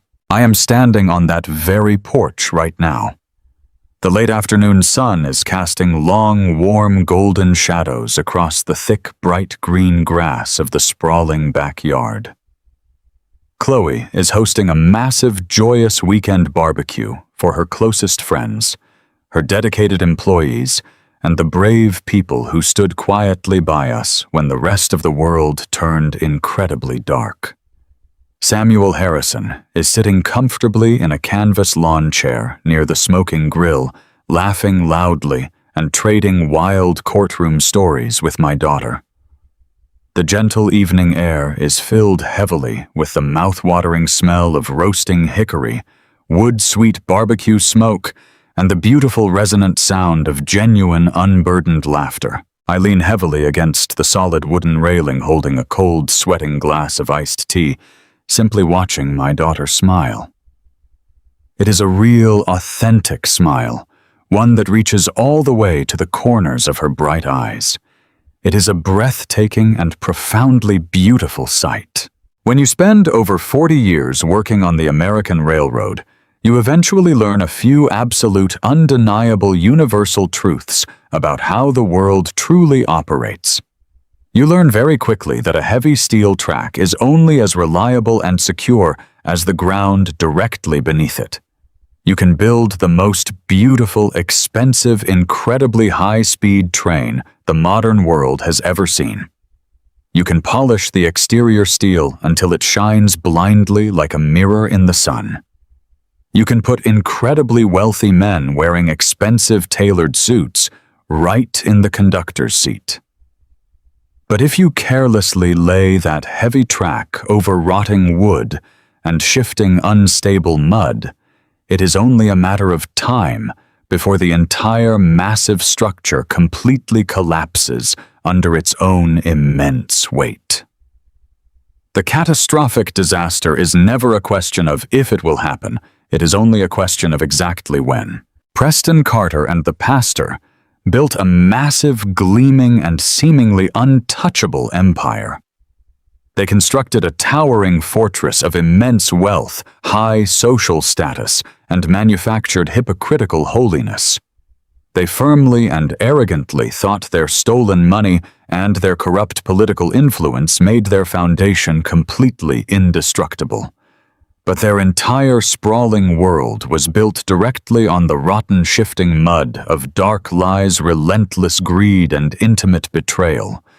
They thought they could simply pave right over my daughter's life to keep their crooked tracks running straight. But they did not understand the sheer unyielding density of a furious father's love. A family built on authentic truth, deep mutual respect, and unyielding fierce loyalty is exactly like a foundation of solid, deep-poured industrial concrete. It might not always look fancy to the outside world. It might not always be the loudest, the flashiest, or the most glamorous thing in the room. But when the violent, destructive storms inevitably roll in, when the dark floodwaters rise rapidly, and the cruel world tries desperately to tear you apart, that solid, unshakable foundation will absolutely and undeniably hold. We successfully weathered the absolute darkest storm imaginable, simply because we flatly refused to accept the poisonous lies they tried to force upon us. We stood our ground firmly, we gathered our heavy tools, and we systematically dismantled their rotten, corrupt empire piece by piece until nothing was left but the truth. Looking at Chloe now entirely free, brilliantly successful, and thriving beautifully in the warm evening light, I know in my heart that every single terrifying second of that agonizing ordeal was completely worth it. We did not just miraculously survive the violent collision. We cleared the burning wreckage entirely off the line, and we laid down a brand new unbreakable track for the future. This world is unfortunately full of deceitful people who will try to use your inherent kindness and your genuine trust as a weapon directly against you. There are ruthless manipulators hiding cleverly behind expensive clothes, big houses, and highly respectable community titles. Dangerous people who truly believe their accumulated money makes them completely untouchable by the law. They will try their hardest to silence you. They will try to isolate you from the people who care about you. They will try to convince you that fighting back against their power is completely and utterly hopeless. But let me tell you something important from the very bottom of an old working man's heart. Never ever let anyone convince you that you do not have the power to seek absolute justice. When you know deep down in your gut that something is fundamentally and deeply wrong, you must trust that instinct. You do not cower quietly in the dark. You gather your inner strength, you meticulously collect your undeniable evidence, and you stand up fiercely for the innocent people you love. Evil only prevails in this world when good, honest people decide that the fight is simply too hard to win. A massive lie requires constant, exhausting, and stressful maintenance to keep alive, but the raw truth is a heavy iron hammer that can completely shatter any grand illusion. Do not ever be afraid to swing it. I truly hope my story gives you the profound courage to stand firm against the selfish manipulators and the liars in your own life. I hope it serves to remind you that absolute, undeniable justice is still highly possible in this world, if you are simply willing to fight for it with absolutely everything you have. If you connected deeply with my story today, please do me a simple, small favor. Hit that like button right now to bring a little sunshine and a warm smile to this old father's heart. It truly means the absolute world to me to know that these hard-earned words are reaching the good people who really need to hear them today. Make sure you hit subscribe to the channel so you do not miss any of the upcoming powerful life stories I have waiting to share with you. We still have a whole lot more truth to uncover together. And right before you go, please drop a quick comment down below and tell me exactly which city you are watching from and what time it is there right now. It brings me immense, genuine joy to see just how far this story has traveled, reaching across all different states and beautiful countries, connecting all of us together in this grand, unpredictable journey of life. Thank you so much for sitting on this porch with me today, and thank you from the bottom of my heart for listening.